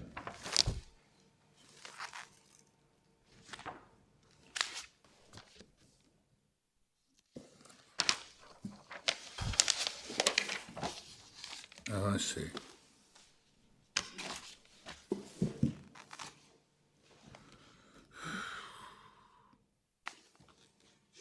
They relate to the offences in 223A. It's 2223 rather than 2232, isn't it? 223A. Is that not rather against you? In Article 8.2 seems to be based on the premise that Section 2233A could be operated in proceedings in which a person had been convicted of an offence committed before the 24th of March 2003. I'm not sure which Article 8. Oh, I'm looking at the revised version of Article 8.2. Yeah, this is to do with course of criminal activity. Yes, This but is in the lifestyle cases. yes, I know that. But the point is on your submission, the 2002 Act regime, of which 223 subsection 3 is part, that whole regime wouldn't be operating in a situation where a person had been convicted in the proceedings of an offence committed before March 2003. Whereas this provision is premised on the view that it could be operated in that situation. Offences is only in respect of offences committed during a course of criminal activity, where the court may take into account offences that were committed before the commencement date. That's really the only exception. Which are not before it, as offence is concerned. Is that what you're suggesting? No, but if you look at 2233A, Specific. it's In the dealing proceedings. in terms Yes. with situations where the defendant benefited from the conduct, and in the proceedings in which he was convicted, Yes. he was convicted of 3 or more other offences. So the new Article 8.2 is telling us that conduct won't form part of a course of criminal activity where any of the 3 or more offences was committed before the 24th of March 2003.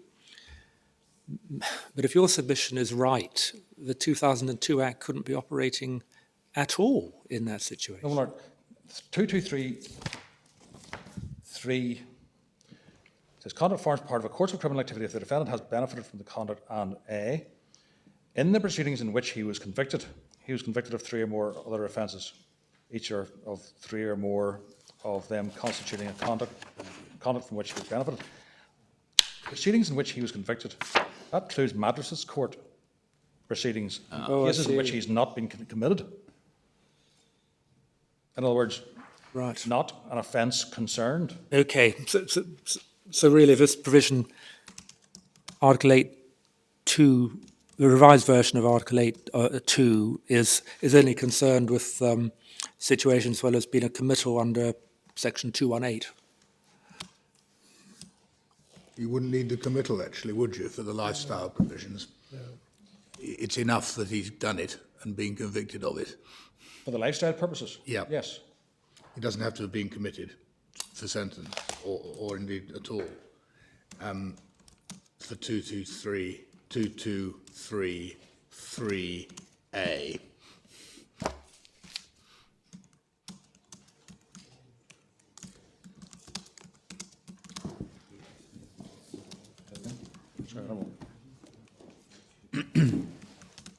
At all events, it's all very simple, and everybody ought to be able to operate it terribly easily, oughtn't they? Yes, my Lord. It does seem slightly odd that they're focusing in section 223 on a rather remote event, one imagines, namely that there is offending of which he's convicted in a magistrate's court, which is likely to involve gains, but in respect to which the magistrates decide not to commit. It's not focusing on that, my Lord, but What else it includes that. What else does it cover? What else does it cover? Well, all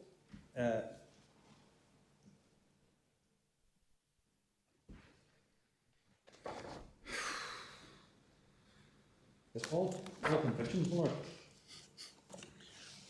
In the proceedings in which he was convicted. No, it's got to be the current proceedings. It's not old convictions. Old convictions are the next. It's all convictions in the proceedings in which he was convicted.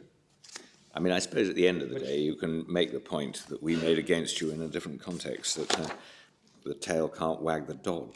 This is subordinate legislation, isn't it? Yes. Well, the commencement order is, yeah. Well, it is, but it's a commencement order which brings into force the relevant provisions. But whether it can actually construe them is a different matter. Yeah. But anyway, we've got, I think, maybe you'd like to think about that over the adjournment a bit more to see whether, I mean, we're not adjourning now. Yes, well, I've virtually finished. Well, if I could just have one moment. Which will have a reply.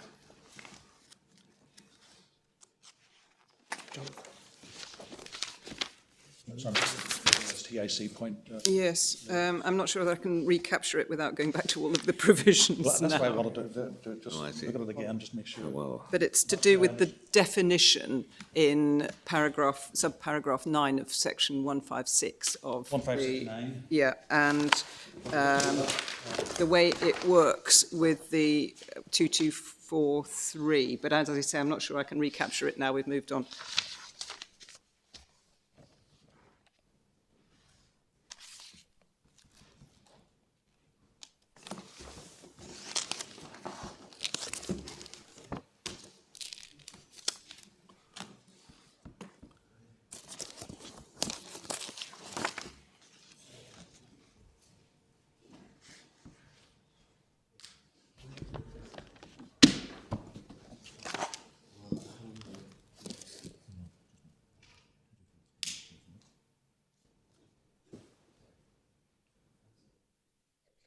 If it's obvious rubbish, we can leave it until for later consideration. But if not, then Well, I'm going to repeat what Mr. Hutton tells me, which is that 2243, this is dealing with particular criminal conduct, includes the offence or offences concerned. That's the narrow 1562 provision. Yeah.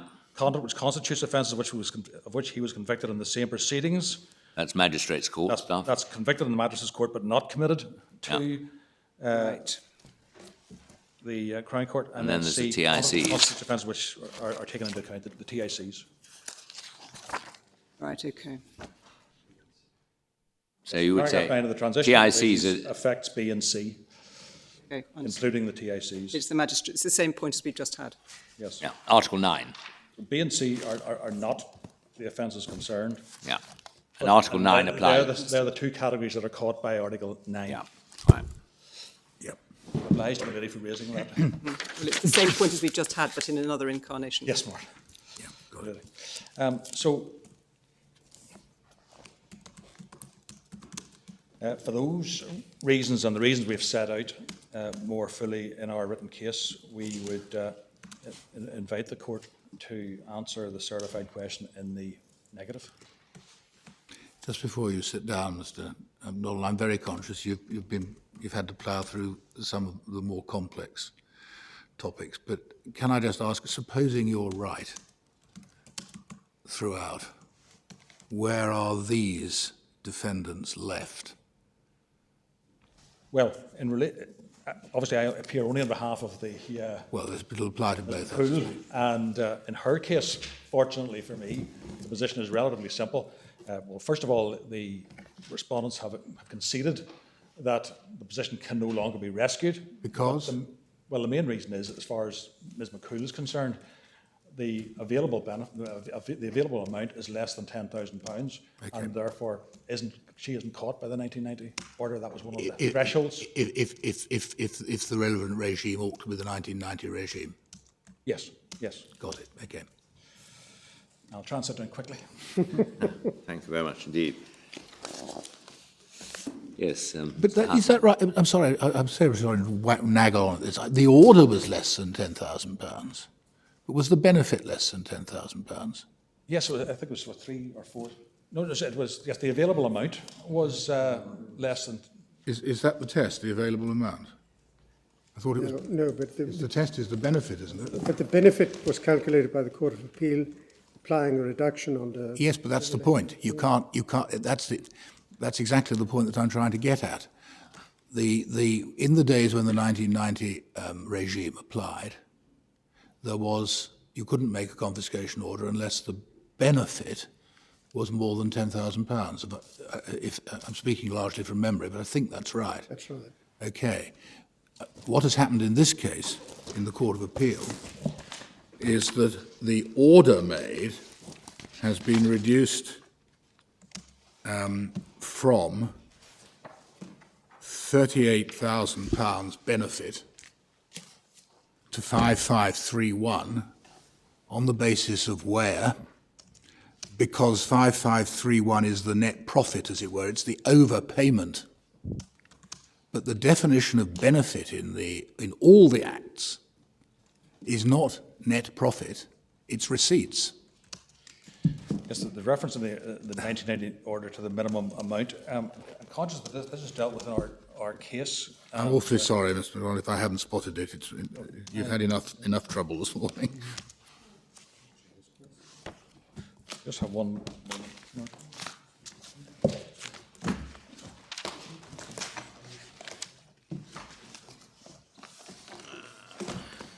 The 1990 minimum provision is at page 716.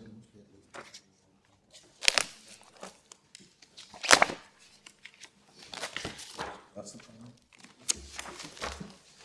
Mr. Hutton again has come to my rescue. Well, I think referring to page 715. Yep.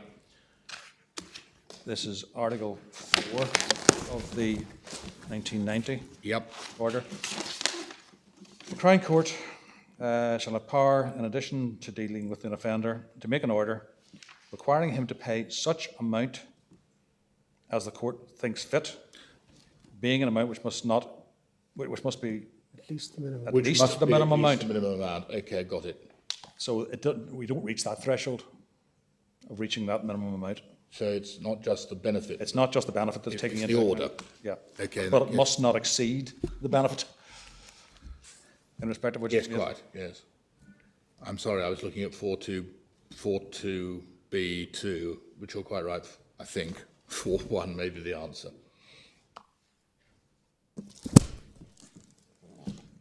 Moreover, of course, it was a discretion, Yeah, 4-1. Yes, it was, which is very different. Disappeared in 1995. Yeah. All right. Well, I think we can pay you the compliment, Mr. MacDonald, of saying that you've made the argument seem perhaps simpler than your written case did. Well, it's very kind, Lord.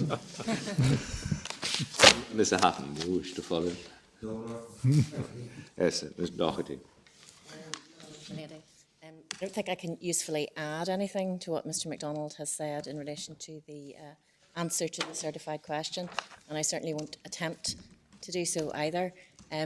Unless the court has any further issues it wishes to raise with me, I'm not sure I need to make any further submissions. What is the position in relation to your client, in relation to the last question that Lord yes, Hughes asked? I thought that might be a question that the court would want to raise.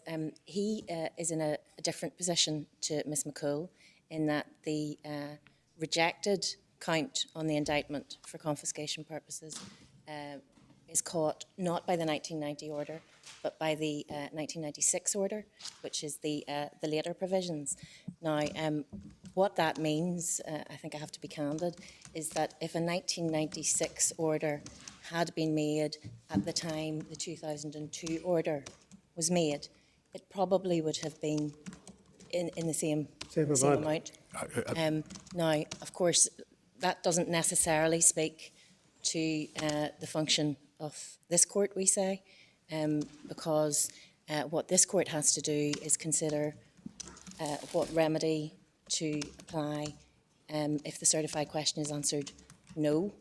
And we say that it's certainly clear from the authorities, and we say it's right, that if the certified question is answered no, and this shouldn't have been a 2002 Act order, then it should be quashed. That's the first thing we say. The second thing then to consider, and we again rely, without saying anything more about it, on the respondent's concession, which is at paragraph 35 of the Statement of Facts and Issues, that the position couldn't be recovered. Position would be? The position couldn't be recovered. Yes, okay. That's at section, it was argued, it was a concession made in the Court of Appeal and repeated by agreement in the Statement of Facts and Issues. Did you say 25? In the Harkin 35, Statement of Facts 35. and Issues, it's 35, my lord. It's page 195 of the core volume. Well, you may be entitled to rely on the concession, but we've got to worry a bit about other cases. And do we need to look at section 10 of the I think we Criminal Appeal Act? I think we probably do, my lord. That's at volume 1, tab 7 of the authorities, Yep. page 1218.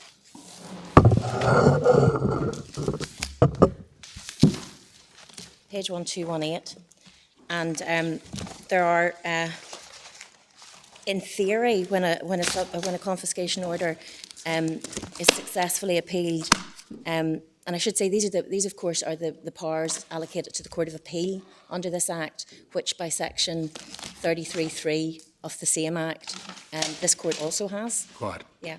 Now, so the powers which are, in theory, open to an appellate court on the quashing of a confiscation order, are set out at paragraph at section 10(3), which is a quash and substitute, and then at paragraphs at sections 10(3)A to 3C, and you'll have seen, my lords, my lady, in the written case and in the cases of Ruffton Fox and Richards, why we say that if the certified question is answered no, the power to send back to the Crown Court doesn't apply in this case. And that's because what the power under section 10(3)A allows for is to send back to the Crown Court for it to consider the matter afresh under the relevant enactment. And the relevant enactment is the enactment under which the order was made. So that's 2002, and you'd be back to an order you couldn't make. I understand that. Precisely. But 10(3) capital A is an alternative power for the Court of Appeal in place of doing it itself, isn't it? Well, it is, my lord. Why, if someone comes to the Court of Appeal with a confiscation order in the sum of £10,000 made under POCA, and it is conceded on his behalf that if it had been made under the 1995 Act, it would also have been £10,000. Why on earth can't the Court of Appeal say, right, we will quash the POCA order and substitute the correct one? Well, if it were also conceded on his behalf that the Court of Appeal should do that, then of course there would be no difficulty. No. But supposing he doesn't agree that they should, Yes. but is constrained to agree that if the right act had been applied, the sum would have been the same. Well, I make the distinction, my lord, for this reason, because what we say substitution is problematic, and we say it's problematic. Well, I know it's been done, and you've seen it, the court has seen it in the authorities before the court, that there has been a trend to quash and substitute. Now, we say it's problematic in this case for a number of reasons. The first is because what this court is dealing with is effectively the making of a fresh confiscation order in circumstances where, as the court will know throughout the legislation, ultimately the amount of a confiscation order is determined at the time of the making of the order in respect of either the realisable amount under the old legislation or the recoverable / available amount under the 2002 Act. So If this court were to consider a substitute order on that basis, the only evidence before this court to allow it to do it is the evidence which comes from the Court of Appeal, from the Crown Court, 3.5 years ago. And so we say it would be difficult for this court, we say, in line with the obligation, we say, under the regime, whichever regime it is, to determine the amount of the order at the time the order was made, to determine the available amount or the realisable amount at the time. But if you did substitute, it would have effect as if it had been made by the Crown Court on the date that it made it, wouldn't it? In the same way as if I substitute a sentence of 3 years for a sentence of 5 years, it takes effect from the Crown Court's passing of the sentence. Well, not sure that is the case. Well, I'm not sure that is the case necessarily, my lord.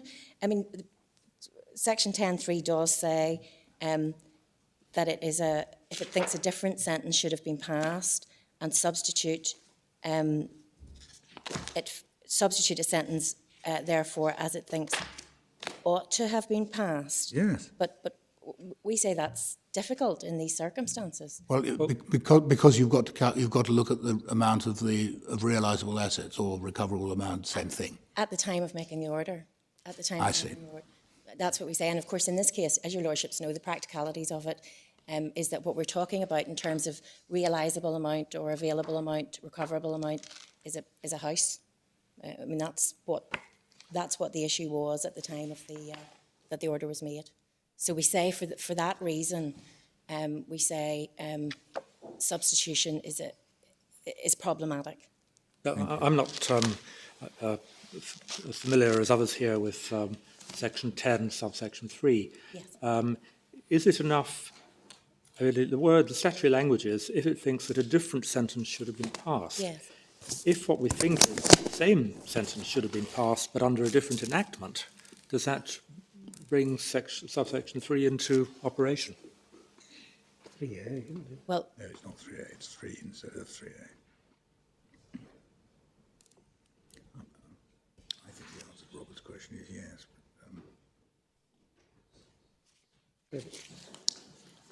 I mean, if we're quashing the Crown Court, is it open to the Crown to rely on, before us, on the Crown Court's views on all the factual issues, is another way of putting, I think, the point you're raising.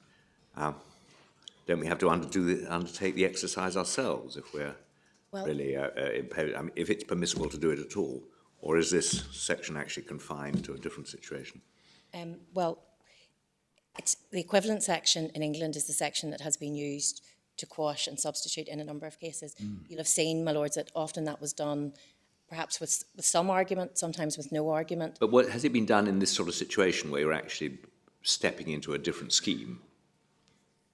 Yes, It has. Martin and Ahmed are too. Yes. Well, except Ahmed. Yes, it made there no was difference. No quashing. There was no Sorry, quashing yes, at all. okay. Yeah, but there are a number of cases. But your lordship will have seen, for example, in the Broughton Fox case, which is before your lordships, it's volume 1. I think, if you allow me one moment, tab 16. Yes. What happened there was, in considering the equivalent provision in England, that's page 1338 of the authorities. Yeah. In that situation, by the time the quashing came about at Court of Appeal stage, the prosecution had already provided a fresh prosecutor's statement. And in fact, what happened there was the Court of Appeal gave directions and made it clear that there would have to be another hearing to determine what the extent of the substituted order would be. Well, I thought you told us some time ago that that under the 1996 order, if it were applied, the confiscation order would have been in the same amount.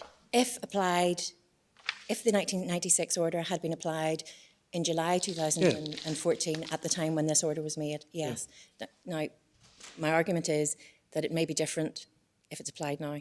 I see. That's the position. I see. And that's why we say substitution is problematic.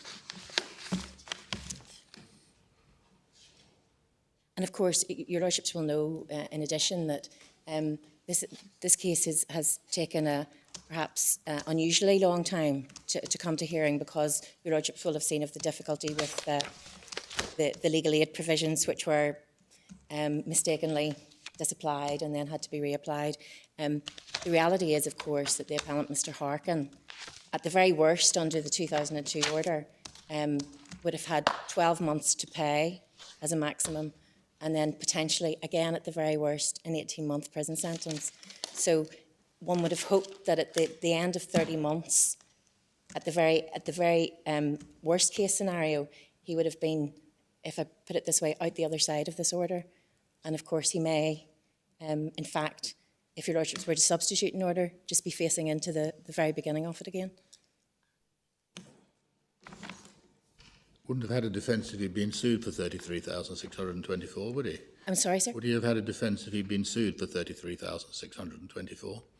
He may not have, no. No, okay. But he wouldn't have had a sentence in default, certainly. No, he wouldn't have had a sentence in default, that's quite right. So just allow me one moment.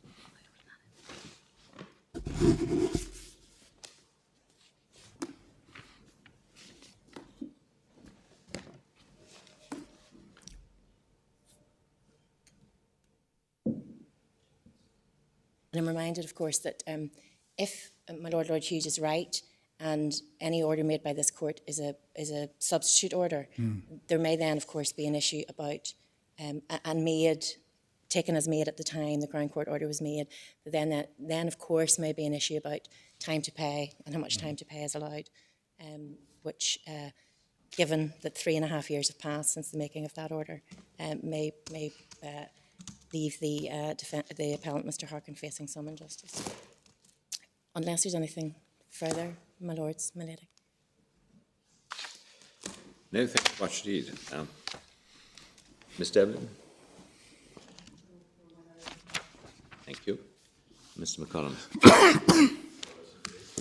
I think I can start by congratulating the appellants on their very clever and very imaginative arguments.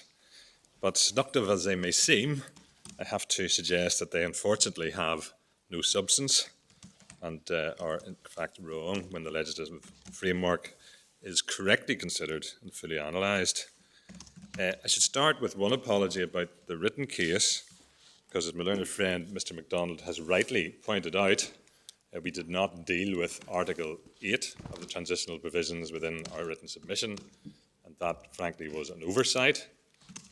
And indeed, because that has been dealt with more latterly in my learned friend's submissions, I want to take myself out of my way, if one likes, start by looking at Article 8, because it is my submission that Article 8 is fundamentally and completely against the appellant's argument and completely defeats it, in fact. And that's the amended version, not the first version. One has to look at all of the legislation together in a way to get the proper meaning of the various phrases that are used. So, if one starts with the original Article 8, clear up the anomaly of the original Article 8.2. Article 8.2 originally said that the tests in sections 23.2a and c would not be satisfied where the offence or any of the offences concerned was committed before the 24th of March 2003. Then if one looks back to see what those refer to, one sees that they are the offence or offences of which the person was convicted, which is one that is specified in Schedule 5, or one that was committed in C over a period of at least 6 months and the defendant has benefited from the conduct which constitutes the offence. But if one goes back to Article 4, it is clear that the confiscation or the Article or Section 2232A and C could never have been applied in relation to an offence committed before the 24th of March 2003 because the confiscation proceedings could never have been commenced in relation to them because they predated the commencement order. Whether my argument is right or Mr. MacDonald's, it works both ways. Sorry, say that again If- slowly for me, will you? Yes, I'm trying my best. It is a little bit complicated. Section 2232A and C would never fall to be dealt with under Section 223 because they have to be specified, the specified scheduled offence or the offence committed over a period of at least 6 months, which was the subject of the prosecution.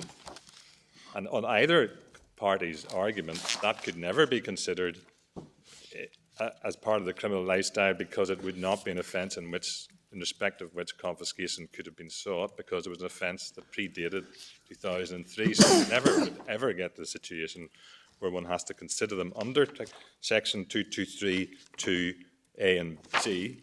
However, Section 2232B, it constitutes conduct forming part of a course of criminal activity, looked at with Section 2233A, is conduct which is in the proceedings in which he was convicted, and he was convicted of 3 or more offences, each of 3 or more of them constituting conduct from which he had benefited.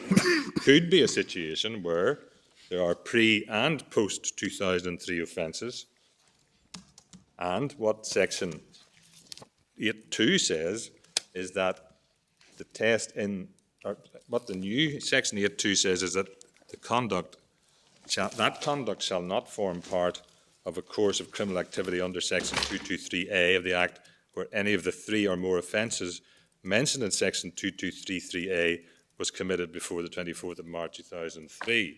Just remind us where the new section, Page article. 1797. Sorry, 13? Behind tab 50. Page 1797. Oh, yes, thank you. I wonder, Mr. McCollum, if the word "other" may be important. I'd rather. It's easier for everybody if we can find an answer in the statute rather than the secondary legislation. And if one looks at Section 2233A, Yes.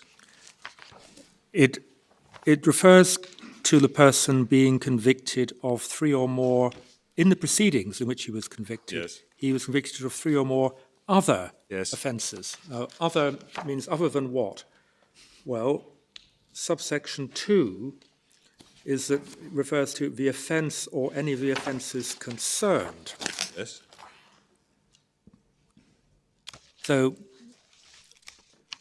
the other offences are offences of which he was convicted in the proceedings, but which are not the offence or the offences concerned. Well, for the purposes of the argument today, my Lord, it doesn't really matter because either way it is considering offences which are other than the offences or offences concerned. That's the very point because the offence or the offences concerned to qualify for confiscation can only be pre-2003 offences. So this envisages, in my submission, a situation where there have been convictions for more than the offence or the offences concerned. Yeah. And they could well be pre-2003 offences. Right. But there's nothing to stop the prosecution or the court proceeding in relation to the offence or offences concerned for the purpose of confiscation, despite the fact that there are other convictions within the same proceedings. And really what it comes down to in a simple sense is that the offence or offences concerned, or offence or offences as they're used as a definition within the Proceeds of Crime Act, have a confiscation meaning which is narrow, not an expansive meaning, which is the meaning that is argued for by the appellants.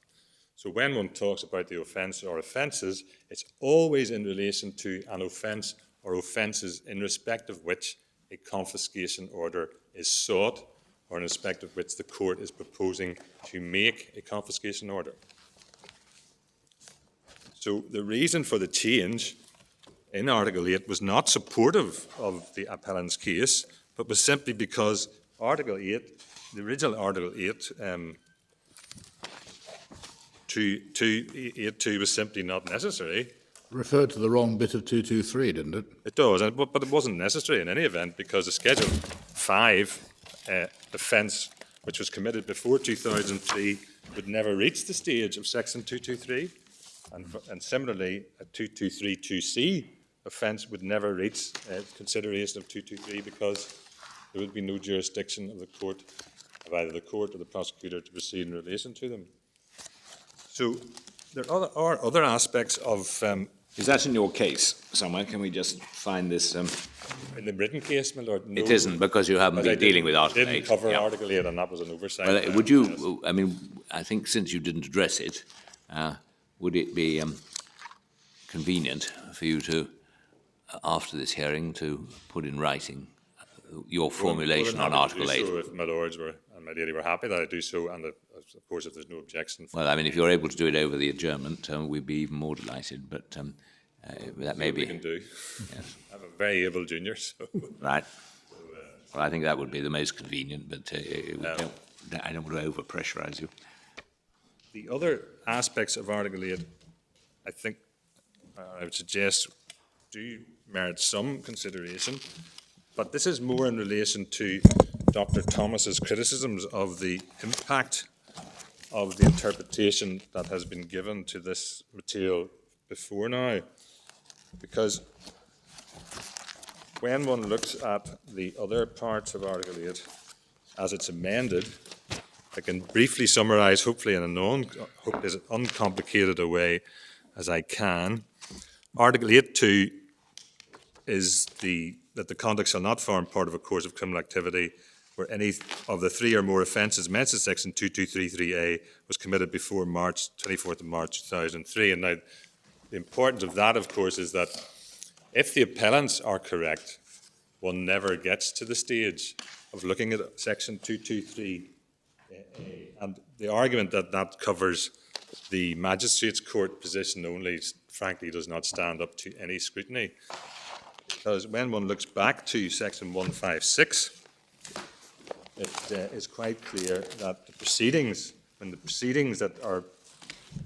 word proceedings is used, they're talking about, the Act is talking about proceedings before the Crown Court, not proceedings before the Magistrates' Court. So when one looks at paragraph 24.1.3, it says particular criminal conduct of the defendant is all his criminal conduct. This is page 1047, my lords. Particular criminal conduct of the defendant is all of his criminal conduct which falls within the following paragraphs. Conduct which constitutes offences of which he was convicted in the same proceedings as those in which he was convicted of the offence or offences concerned. So that means that there will be other convictions other than the offence, the convictions for the offence or offences concerned, in respect of which confiscation had not been sought.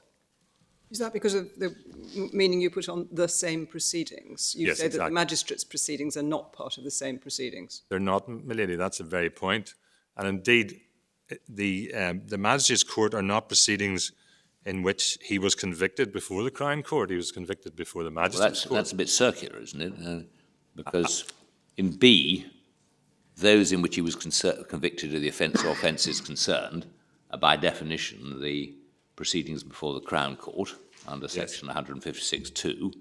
So the initial words, offences of which he was convicted in the same proceedings, must presumably refer to convictions in proceedings apart from the Crown Court, i.e. the Magistrates' Court. Isn't that? Because if A covers the convictions in the proceedings before the Crown Court. A covers only the and committals, I suppose. A covers the offence and the offences in respect of which confiscation is sought. B covers other convictions within the same proceedings, a conduct which constitutes offence of which he was convicted in the same proceedings as those in which he was convicted of the offence or offences concerned. The offences concerned are dealt with in A.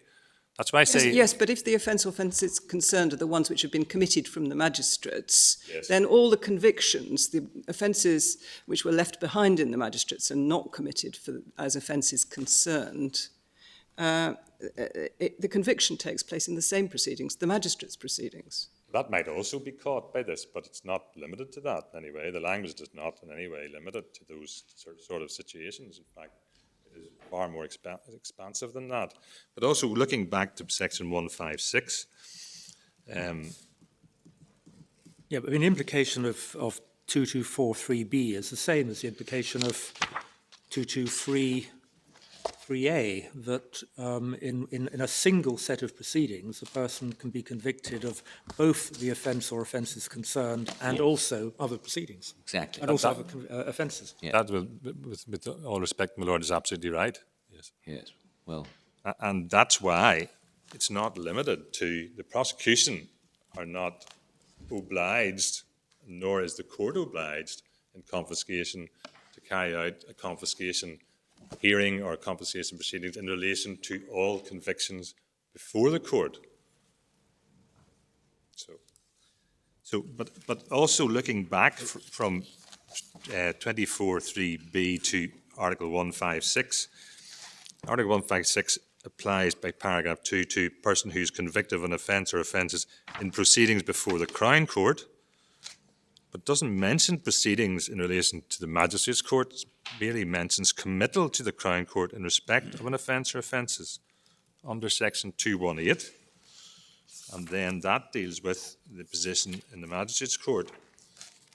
But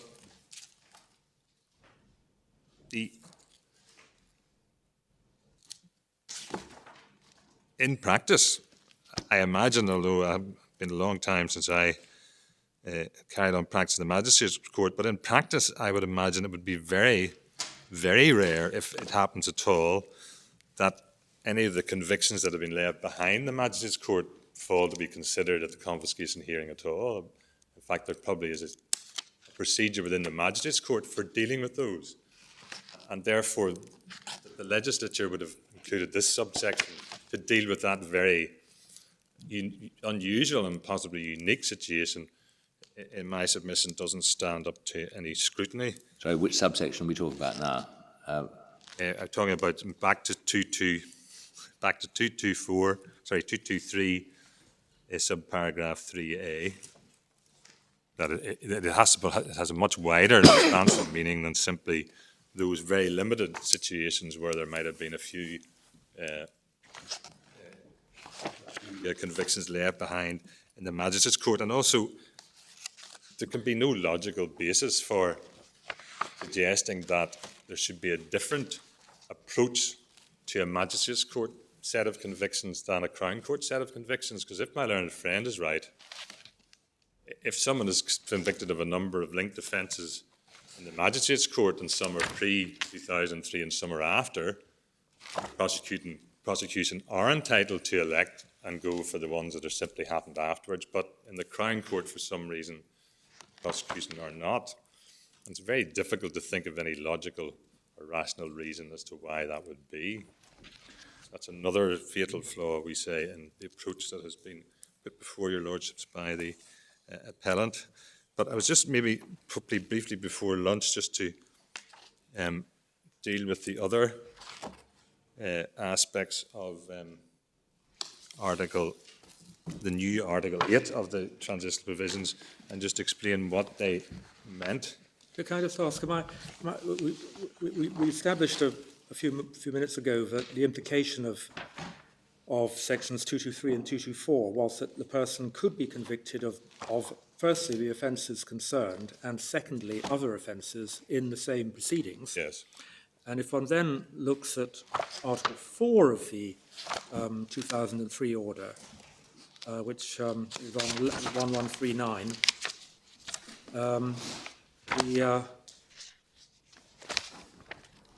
this is a critical provision.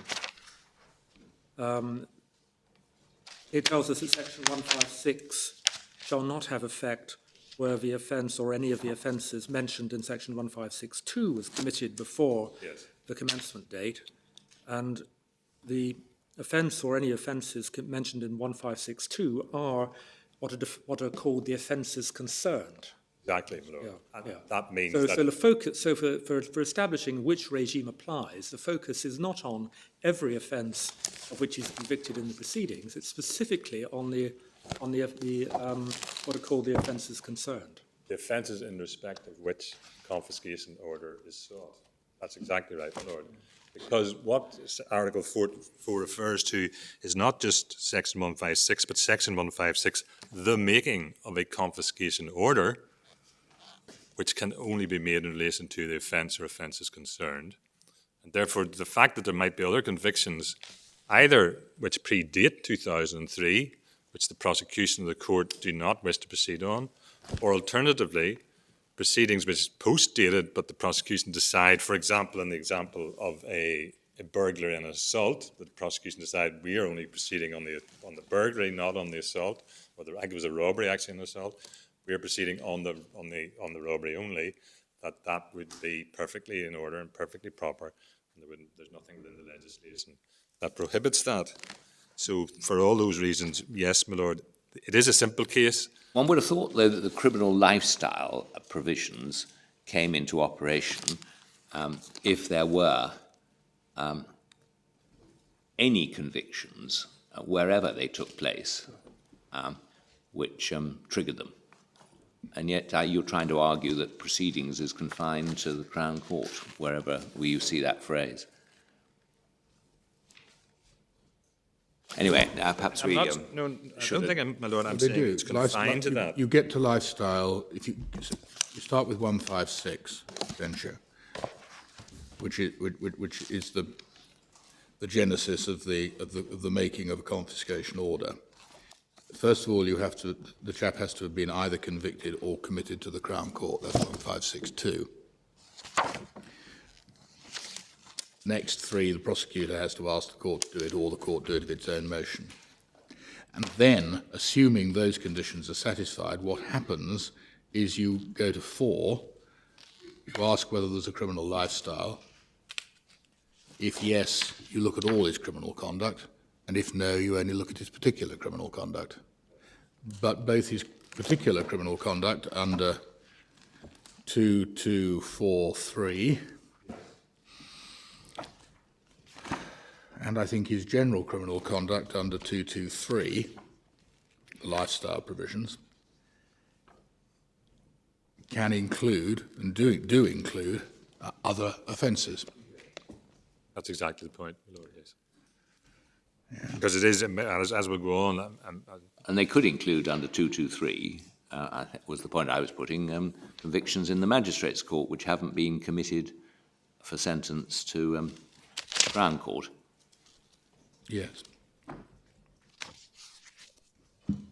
Yes, and indeed, even... So the same proceedings can embrace, and that rather points to section 2243B, perhaps the same proceedings can embrace there, magistrates' court proceedings.